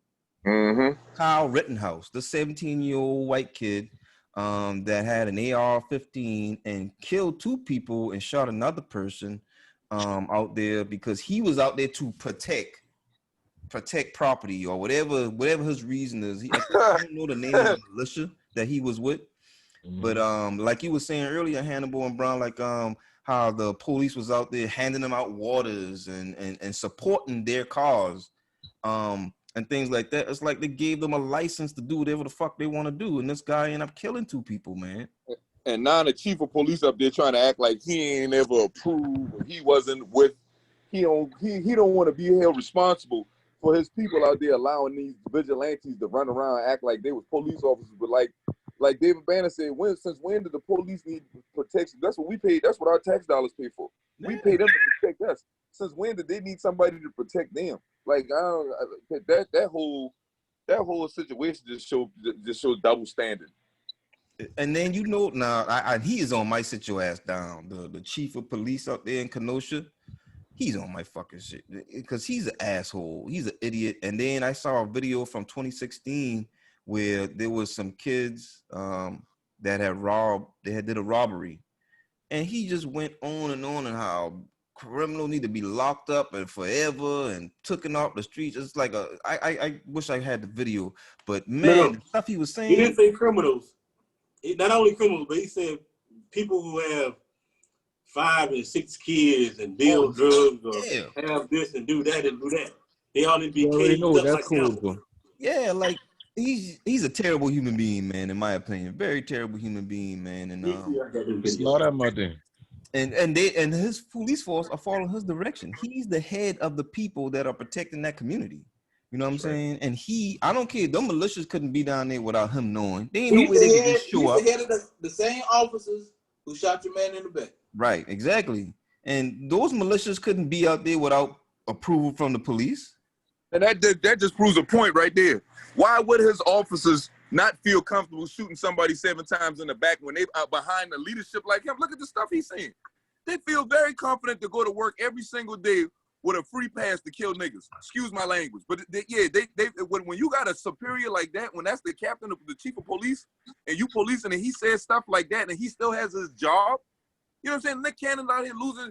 They got football players, Deshaun Jackson, these cats apologizing, publicly apologizing because they're scared to lose their $1 million contracts or they're losing their TV shows, all because they're voicing their opinion. But we got people who are not athletes, who are not comedians or musicians or entertainers, people who are actually in a position that makes a difference. We talking about judges, chiefs of police, governors, mayors, people who get elected to these positions and they make these types of statements and they're not being held accountable for it and they're keeping their jobs 10, 20, 30 years. That's the other point that I was making earlier. We got people in positions in politics that have been there for over 40 and 50 years holding the same seat, and we wonder why things aren't changing. That's why they're not changing, because the same person that was overseeing it before, overseeing us, is still there, and it's not going to change. It ain't going to change unless we make them change it. Unless them players make their own and say, look, man, we got to get them out of here. Or I'm out. We all out. We going to go start our own league.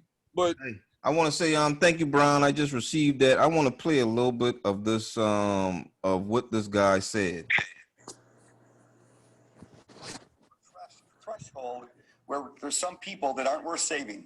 We need to build warehouses to put these people into it and lock them away for the rest of their lives. Some point we have to get to the point that we lock these people up. We have an agent assigned to each and every person that goes through the court system. And if they can't complete high school, if they get in trouble in high school, if they have a criminal record, if they do drive-by shootings, if they sell or give heroin to other people, if they come and steal thousands of dollars, if we don't think this costs society and the people of our community and our nation, if we don't think that costs us billions of dollars, you're wrong. Let's put them in jail. Let's stop them from truly, at least some of these males going out and getting 10 other women pregnant and having small children. That's just an excerpt of what he had to say. Now we all know good and damn well he talking about black people. You know what I'm saying? We know good and damn well. I'm not sugarcoating shit. He talking about black people. He might not have said it, and I'm gonna infer it, and that's what I think he's saying. And he talking about black people in a Holocaust type manner, dog. If you listen to what he's saying. Yeah, round them all up. Lock them up in a warehouse. Yeah. Well, what's funny to me is he talking about stopping people from selling heroin and all that. I don't know no black man that owns a heroin manufacturer like where they like that stuff ain't coming over here. That's like saying we just pulling this shit off the trees in the backyard and selling it. This shit out here somehow. I don't know nobody who own no access to cross state lines from Mexico to here where they just can get a plane over or whatever over without being searched, especially if it's a black person. They on our ass daily. So where are we getting these drugs and stuff in put in the community? We getting them from y'all. But that's how they draw up the narrative. You gotta kill it. If you want to stop an issue, you gotta knock the head off. And we ain't the head. Okay.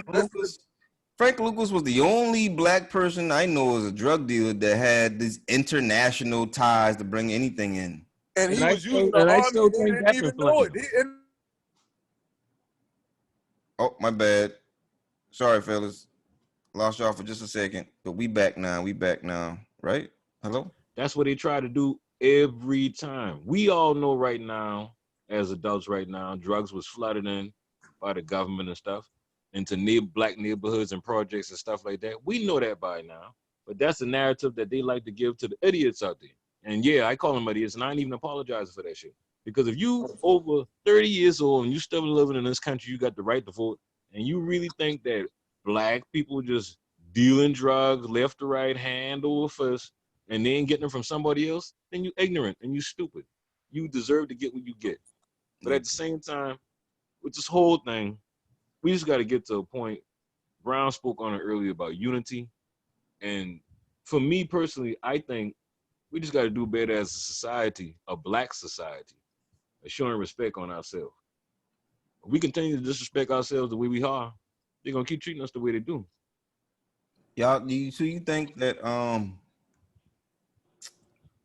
that's the only way that they'll do it, is if we show that level of unity, solidarity? That's I where you think have to there's- start. That's where you have to start. I mean, because you can't go to them and say, we want to be treated like human beings. And then you still have people out here amongst each other treating each other like animals. You True. can't have it. You got to go forward. And I think once you start going forward with that, that'll change things. Like I say, it's hearts and minds now. We don't get past all that other stuff or whatever. They can't discriminate against us in certain ways. But we got to get our shit together. That's my whole thing. I want to ask y'all boys about this whole this Kyle Rittenhouse. whatever the fuck his name is.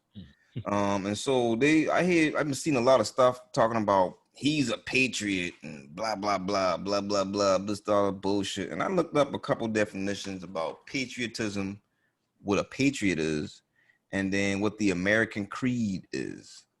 And now I'm just read this real quick. And then I'm actually because I'm gonna ask y'all because all of y'all were in the military, and to my belief, and correct me if I'm wrong, there's a certain level of patriotism that comes with being a military man. So patriotism, the definition is devotion to and vigorous support for one's country, national loyalty. And a patriot is a person who vigorously supports their country and is prepared to defend it against enemies or detractors. Now, the American Creed says, I believe in the United States of America as a government of the people, by the people, for the people, whose just powers are derived from the consent of the governed, a democracy and a republic, a sovereign nation of many sovereign states, a perfect union, one and inseparable, established upon those principles of freedom, equality, justice, and humanity for which American patriots sacrifice their lives and fortunes. So, in the creed, it talks about principles of freedom, equality, justice, and humanity. Now, they calling this guy a patriot, but he didn't seem to have any recourse for equality, justice, or humanity by killing those people. How the hell can that be a patriot? And I wanted to ask you guys, what is your view as far as patriotism as black men that have served in the military? What is y'all view on patriotism and what that actually means? Or do y'all even fucking care? Shit, because it don't sound like y'all niggas care. I'm like, nah. I'm gonna say I wouldn't call myself a patriot. I would call myself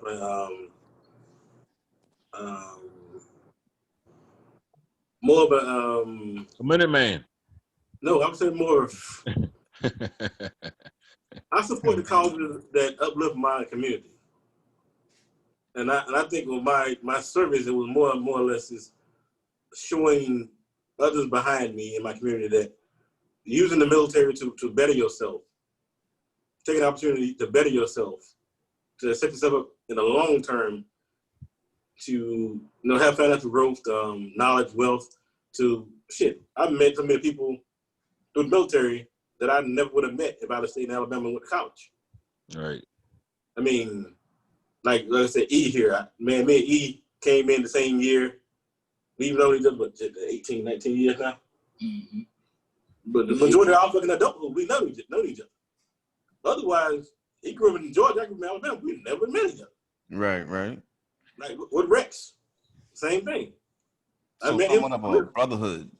Yeah, it's more or less a way of just like it. But you talk about fraternities or whatever. You kind of go out, meet people, a way of networking, developing relationships with people that you would otherwise not know. And even overseas, I've met people overseas in different countries, which I can consider more of a brother or sister than some people I know in America that I would most definitely not call a brother, sister. But like I had a homeboy from the Virgin Islands that I've never met. They call us twins. We met each other in the boot camp. They call us twins. We the same height, same complexion. We both have a ton. Yeah, Thomas. The same time. We We both had the same relationship.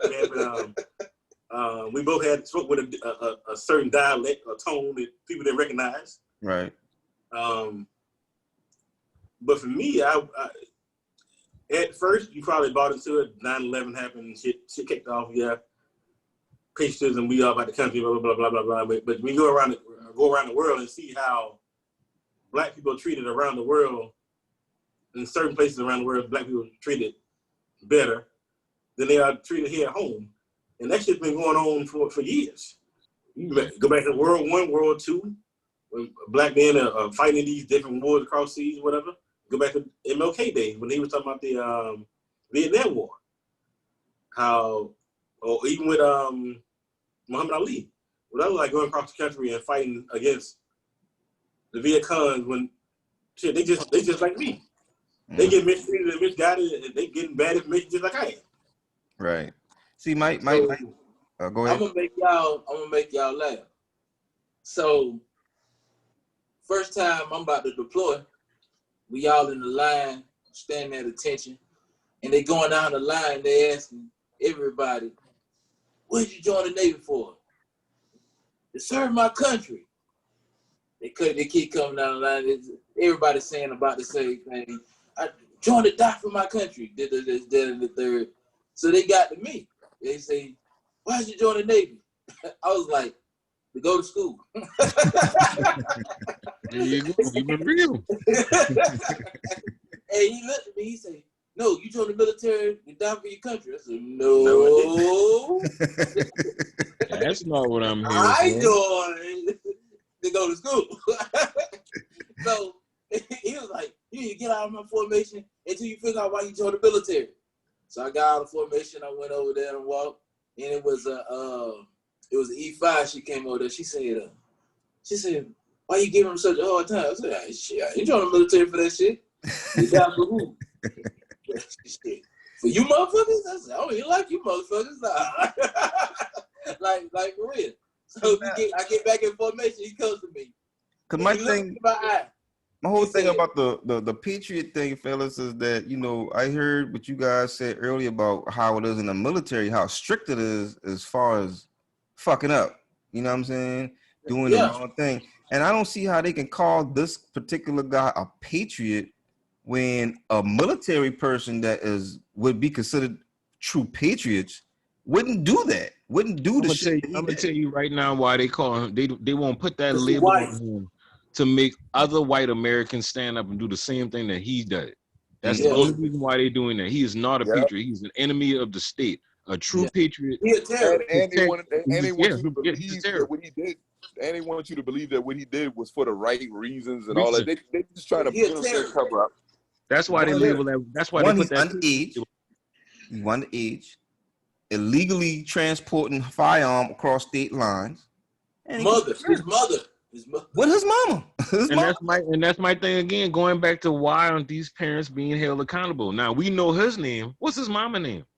Something written by. I know. Exactly. Nobody knows. We would know his mama name. Lady or nothing. She's not being brought in the news or nothing. She's not being roasted in public. She's not being flayed in the society for putting this little kid out there like that. This is the shit that trying to teach these young kids to keep carrying this racism shit on and on and on and on and on. It's not like this racism shit is not gonna die as long as we got people like that in this country. And the strength of their resolve is total. They don't. They want an all white America at all costs, and that's the way they feel about it. So as far as being a patriot, that's the furthest thing from a patriot you could ever be, doing what he did. It's ridiculous. For example, like in different countries where that shit wouldn't happen at all. In Japan, if that motherfucker did that shit, he could be a Japanese national. He could have been born in Japan, lived in Japan all his life, grandfather, anybody. Anybody in Japan who commits a crime, your entire family goes on national fucking news and apologizes. Wow. And pays the motherfucking fine. Wow. Yeah, your entire family. I had a conversation with, not really a conversation, a debate back and forth with some people who had posted something on their page about, they were outraged that this Christian group had started a link to try and raise money for him. And somebody in the comments said that the Christian group raised the link because GoFundMe, they kept trying to create a GoFundMe account for him. And I don't know how true this is, but GoFundMe was shutting the account down. Every time they would create an account for this Written Hauser boy, GoFundMe would step in and shut that shit down. So this Christian group decides to come along, and they created their own, not a GoFundMe, but their own whatever to try and get him funded. And I think they already up to like $50,000 for this motherfucker, man. And I'm like, they had that shit on TV too. They just had him on CNN. They was talking to the head dude of the Christian coalition that was doing it.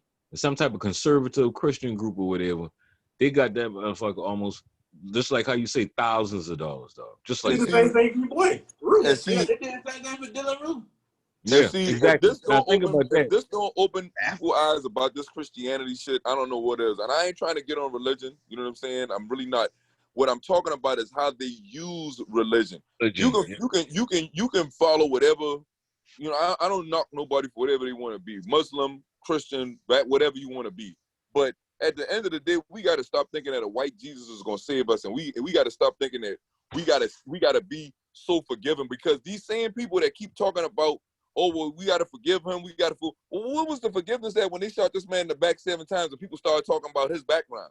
Who gives a damn about his background? Y'all Christians, right? Y'all saying forgive the boy Ruth, whatever his name is, for Rittenhouse or whatever, was shooting the motherfucker in the back. Y'all already done started GoFundMe and all this stuff to provide or help him. But what about the man that got shot 7 times? Y'all ask about him, and the first thing they want to say is, oh, well, shit, he was a sexual predator. He was this, he was that. Well, damn, this man just killed the innocent white man, but y'all forgiving him. The victim get demonized and the assailant gets praised. What kind of crazy, man. When we do that? Oh, I know when it's a black man as the victim and it's a white man as the assailant. That's when they do that shit. We got all these mega churches, whether they white or black. I don't be seeing enough black mega churches standing up, you know what I'm saying, stepping up to the plate to do what's supposed to be done. But go to the church and forget to pay your tithes and offerings and all these other things for the preacher that's up on the people, you know what I'm saying, to keep his lifestyle up the way it is. Like, it's just, man, that when it comes to that type of stuff, man, that's for a whole nother show, as a matter of fact. But religion to get too deep, man. We ain't gonna jump into that, man. But I just see how they about another country in Japan. So in Japan, if you got in a car accident and took somebody else's life, and you took my life in general, your family would have to pay the amount out to that person who you like took the family of what that person may have become in their life. Oh, really? Yeah, they ain't about what they were today, but what they may have become. Oh, wow. Yes. Yeah. So that's how they treat death and killing people. They should not tolerate it in other countries like that. So, well, see, over there though, man, you gotta think all Japan. I ain't never seen a black Japan. Like they all the same. I don't know what they. I don't know what you. Yeah, I mean, I don't know what you would call. Like, they all Japanese is Japanese. Now, if you Blackanese, that means a black person. One of your parents is black, and you done get that swirl going. That's what happened. Yeah, right. But there are no Japanese that weren't that another race that weren't, you know, in an interracial relationship. So I think theirs is a little bit different. America is not, all Americans aren't, you know what I'm saying, one race. You know what I'm saying? We're a melting pot, so we have all kinds of ethnicities in America. Yeah, exactly. I'm not saying that it's different, and I'm just saying that's in that whole country, Japan. If you kill somebody, you pay that family out what that person would have made over time, over their life, and whatever, no matter what they wanted to do. I think so. They naturally say this person could have been a doctor. He could have made this amount of money over his type of lifetime, whatever. So that family. So you telling me if as a black man I go over to Japan, I don't know if you can live over there for how many years. I know in certain countries you can't live there but for a certain amount of time unless you're a doctor or scientist like Russia, and they put your ass out. You can't be there more than 7 years without being if you are citizen. If you're Japanese nationally, then you can. Right. So you mean to tell me if I'm a black man over there and I get in an accident or DUI, my whole family lives over here in the United States. They can hold who? So who are they gonna hold accountable for me taking somebody's? Or does this just apply to people who are born and raised in Japan? Because if that's the case, then I don't think it's a. So once if you married to a Japanese national or whatever, that becomes your family. You actually they family name whatever that's your family. Oh, so that's family. So if I'm married, that's what I'm saying. If I ain't married to nobody over there, I just live over there. You know what I'm saying? I'm just over there for whatever working or whatever. You know what I'm saying? And it's just me, black man by myself. You know what I'm saying? The rest of my family, I'm single black man, and something happens. Does the person who sponsored me to come over, I don't understand, like, how does that work? So yeah, so in essence, once you marry an actress, they by virtue they sponsor you. But So take marriage out of it. company, if you're working for a certain company and they sponsor you to be there, that's how you get a visa to work there. They sponsor you, so that comes back to your family still anyway. Okay, so whether you're an actress or not. Okay, So whether you're a citizen there or not, you still that person who kills you or takes your life or harms you, that still come back to your family anyway. Yeah, they need to bring that. They need to implement that rule over here. Yeah. That shit ain't gonna happen. No. All right, fellas. Let's move on. We're gonna move on to our last segment now. We're gonna go ahead and jump into sit your ass down. Oh boy, here we go. Okay, so I am gonna get Hannibal. I'm gonna get you to go first, sir. Nigga, you sit your ass down. Me? Oh, Yeah, that's the third show in a row. The whole time that I'm told to sit my ass down. I got to hear this shit. Yeah, nigga, you know what you did. What? It's no big deal, like, And you just call you a Say nigga. that shit. Say it, nigga. yeah. Sit your ass down. What? What? Nigga, don't get silent now. You heard me? I did not hear you. What you say? Fuck that shit. You call me a coon, nigga? Sit your ass Nigga, down. I already apologized. Fuck that. No. Now you ain't gonna tell me to sit my ass down after I apologized, you man. That don't sound like you accept your apology. Well, you know what? I take my apology back, man. Fuck you, shit. I done apologized. You could still tell me, sit man, fuck you, shit. Fuck you. Shit. Man, let's skip you then. But Brown, I'm gonna jump in. Fuck you too. I'm gonna jump in and end this beef right quick. So, I think it was on Thursday night, Friday night, or whatever, Wednesday night, when Doc Rivers made his statement to the public or whatever about how America does not love African Americans as much as African Americans love America. Right. And this young brother, so-called brother, that works on Fox Sports, Mr. Marcellus Wiley, gives his 2 cents. That's a coon, okay? What's his 2 cents? This Negro decided to go on there and somebody, he don't think what Doc Rivers said. He should be bringing the negative of what's going on in America to apply to black people. He should bring up more positive stuff.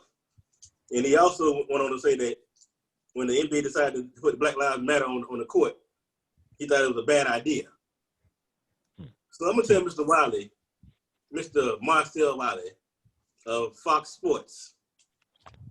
Nobody knows about your damn NFL stats. Sit your. I gotta compose myself. I'm about to say it anyway. Sit your ass down. So I said, sit your bitch ass down. Down somewhere and shut the fuck up. Yes, sir.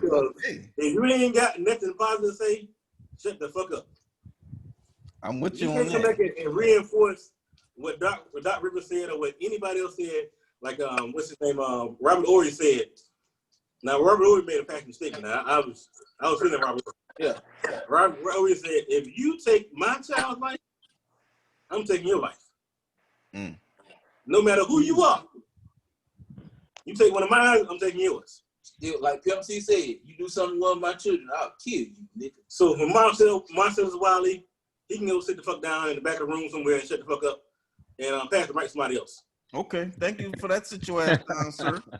Fire. Rex, who you got? Well, for me this week, it's been a long week.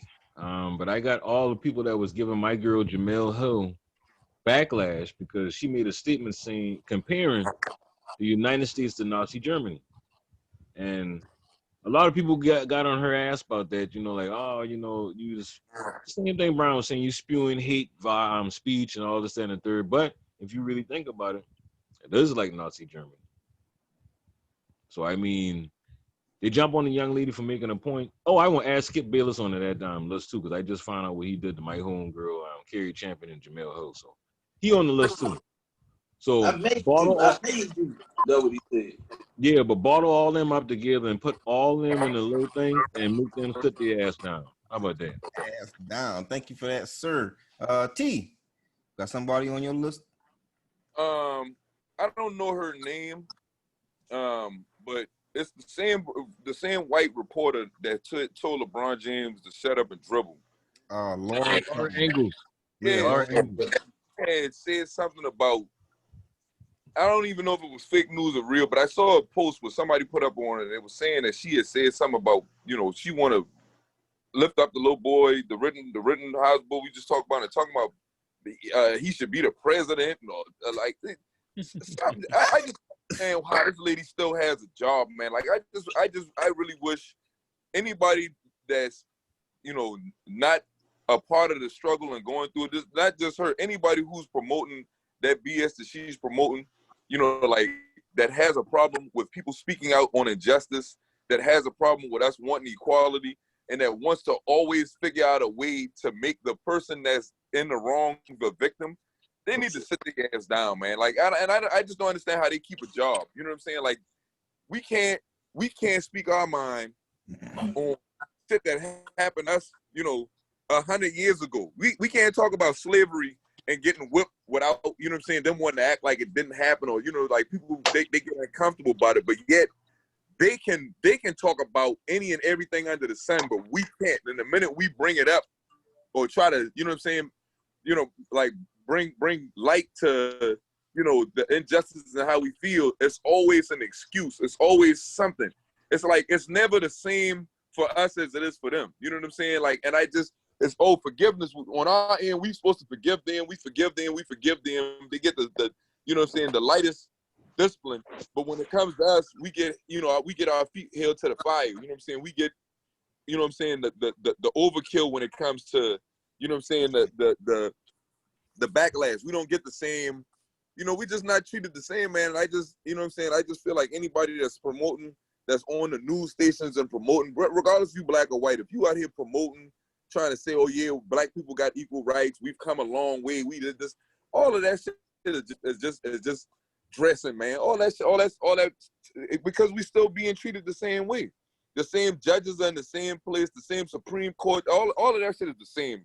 Being ran by the same white people that's been running it for the last 50 years. And I don't think nothing is going to change until we get more, diversity in the courthouses, in the in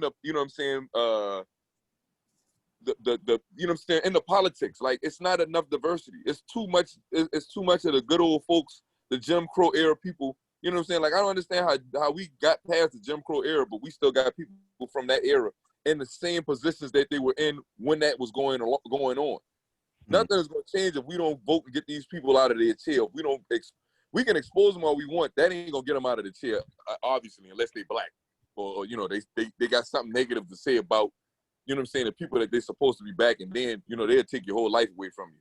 So that's my situation now. It probably wasn't how it's supposed to go, but yeah, that's my Thank you for that, sir. I appreciate that. My situation down is I got two actually. I got an honorable mention.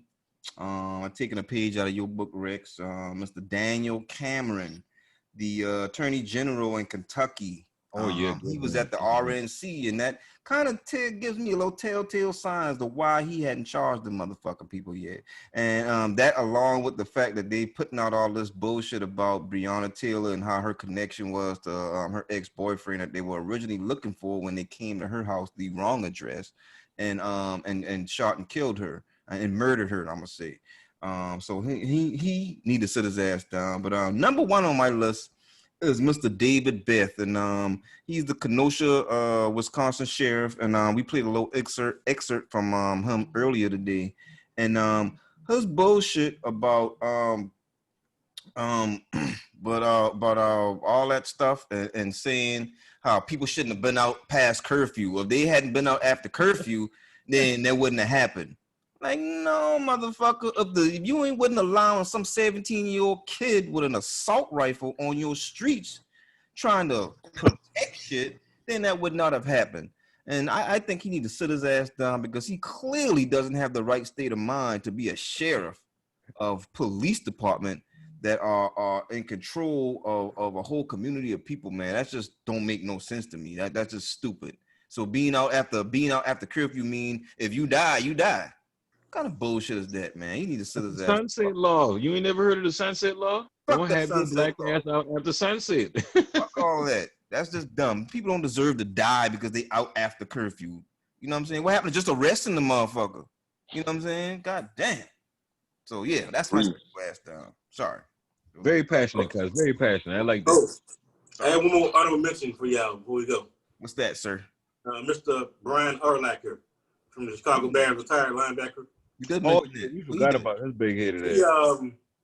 He had a statement he put out saying that he compared the death of Brett Favre's dad when he went out and played the game of his life to how the black players should not have went on strike and did all this stuff here in the NBA, MLB, and all that stuff here.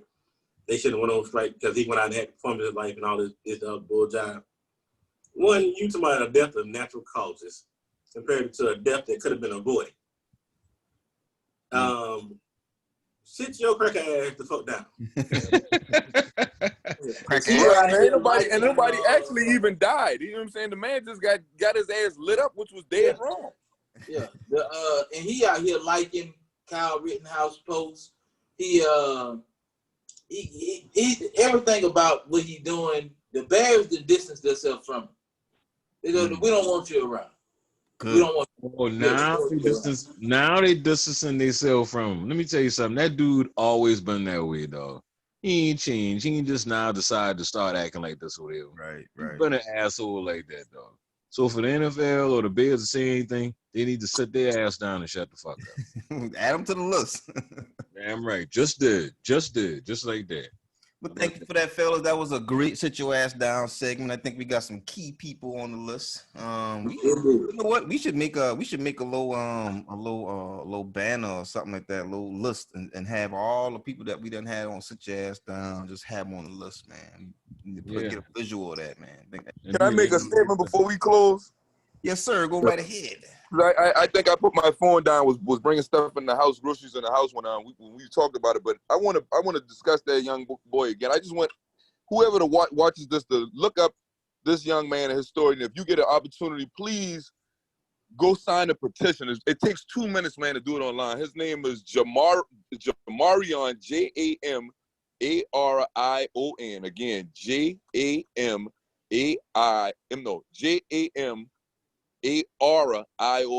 last name Robinson, Robinson. Okay. This young man was, in 2016, he was 26 years old. They were doing the same thing as the Breonna Taylor situation. They were doing a no-knock warrant in East Point, Georgia. This man lived in an apartment with his girlfriend. They kicked his door and 14 officers from the Southeast Region Fugitive Task Force kicked this man's door in, or his girlfriend's door in, at his apartment complex and shot him. These are the amount of bullets that went in his body. 76 bullets. That's not the amount of times they shot. That's the amount that actually entered his body. There's no way in the world anybody deserves to be shot 76 times. That's crazy. So please, man, if y'all get an opportunity, you know what I'm saying, look that young brother up, man. You know what I'm saying? Read up on the story, and if you can sign a petition to have this investigation reopened, to have these officers held accountable, please do so, because nobody deserves to die. That was an execution, man. That was almost like a hit. Who gets shot 76 times by mistake? Or I mean, he didn't even have a weapon. I don't understand how he gets shot 76 times. I'm gonna do that right after the show, man. I'm definitely gonna do that. Yeah, man, y'all please take that time, man, if y'all can. That's all I wanted to say, because I didn't get an opportunity to speak on it earlier.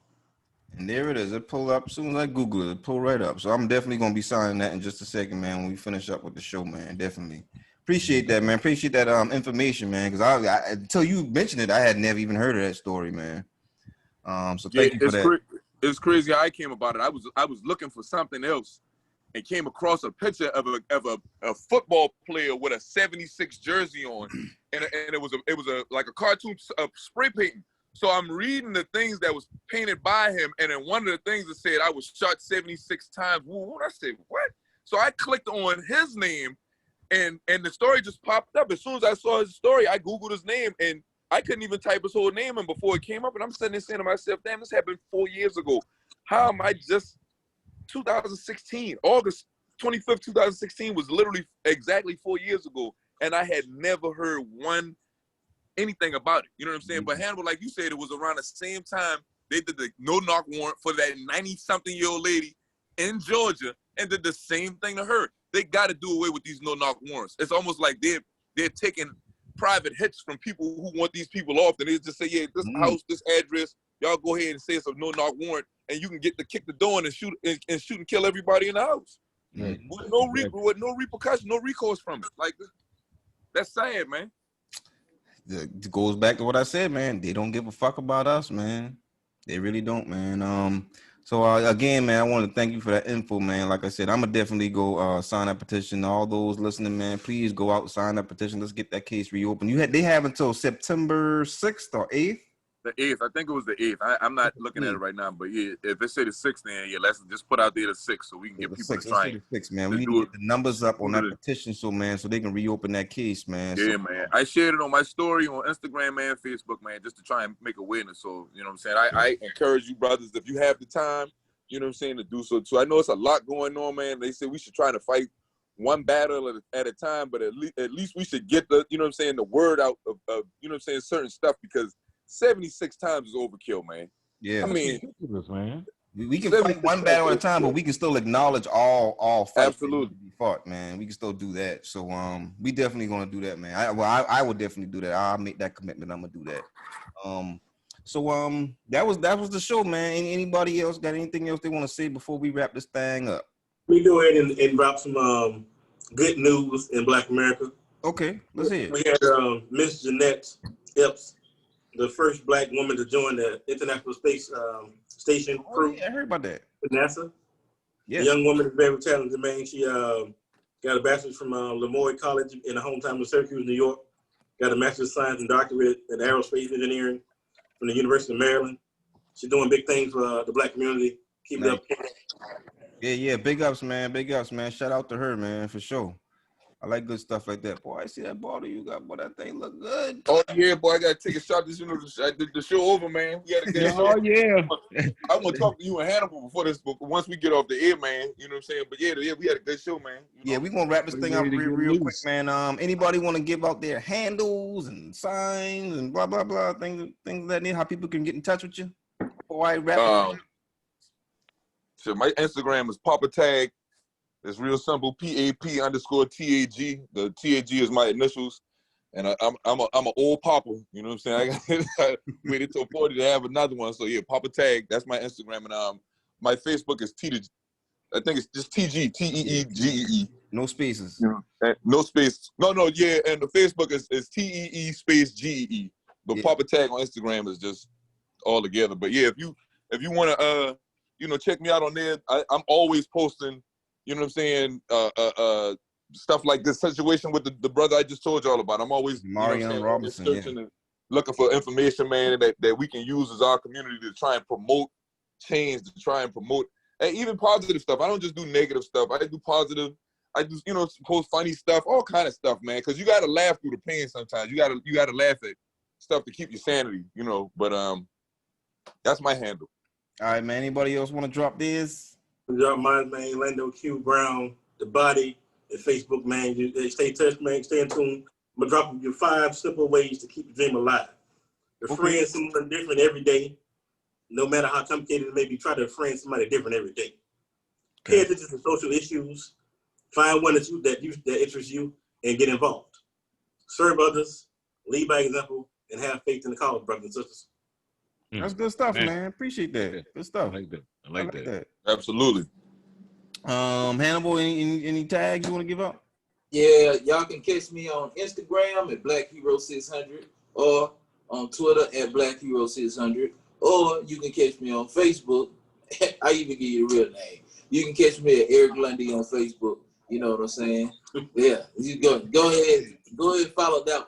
Yeah. Follow that one. Yeah. Well, Rex, I ain't even gonna ask you.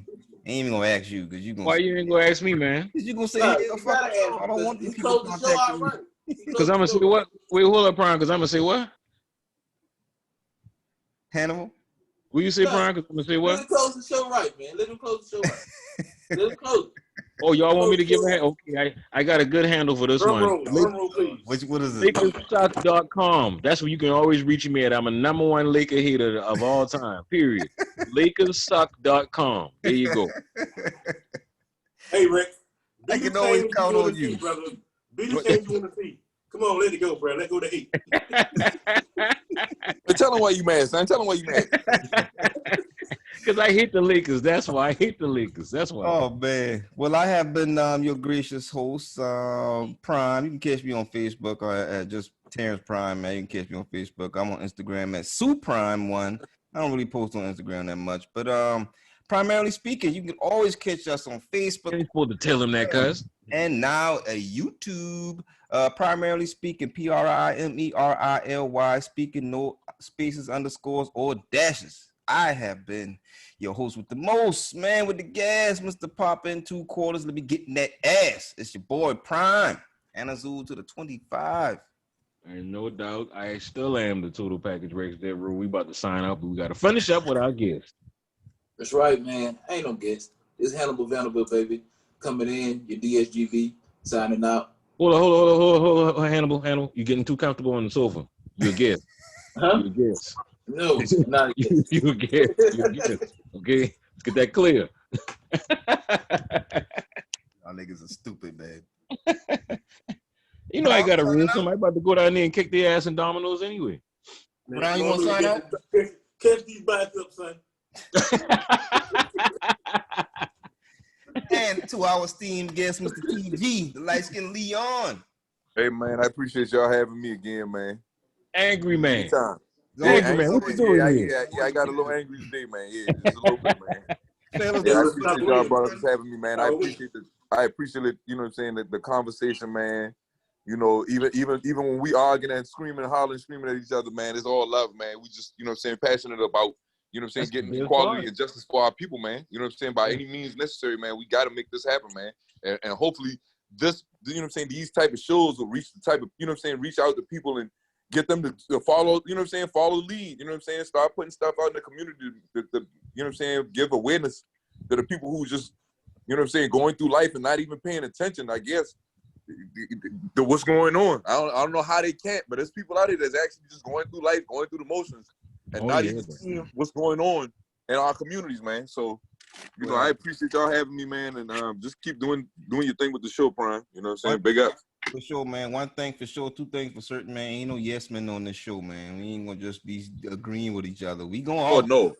We gonna argue. We gonna go back and forth, but it's all in love, man. So absolutely, and we gonna respect each other at the end of it. To the masses, man. Nothing but love out there. That's what we want. We want to love each other. That's it, man. Ain't no hate, man. It's all good, man. So well, y'all know I love everybody, so that's just how it goes. Nigga lying. You need to be more like me. Yo, Rex. Your boy Joe Biden to get out the basement now. Oh Lord, listen. Campaign trail now. He got to get out the basement now. Listen, man, we got to keep Joe in the basement until November 3rd. Well, at least till the 1st. And then we can bring him out, man, because he be saying some wild shit. Yeah, we gotta hide him, bro. We gotta hide him. Hey, who's Joe? He got to keep lit. Hey, what they do in WWE? They don't let them speak. Let the mic person speak. You just be there. You be there. You go out there. And yo, but this girl Simone, the one who was the bodyguard, that flexed on girl in there. Simone Sanders. Yeah. Man, she can talk. Hey, now he need to get her in front of every camera, every mic he can. She's the one, man. Yeah. Let's wrap this up, fellas. Until next time, this has been Primarily Speaking, people, and we will catch y'all on the next show. Deuces.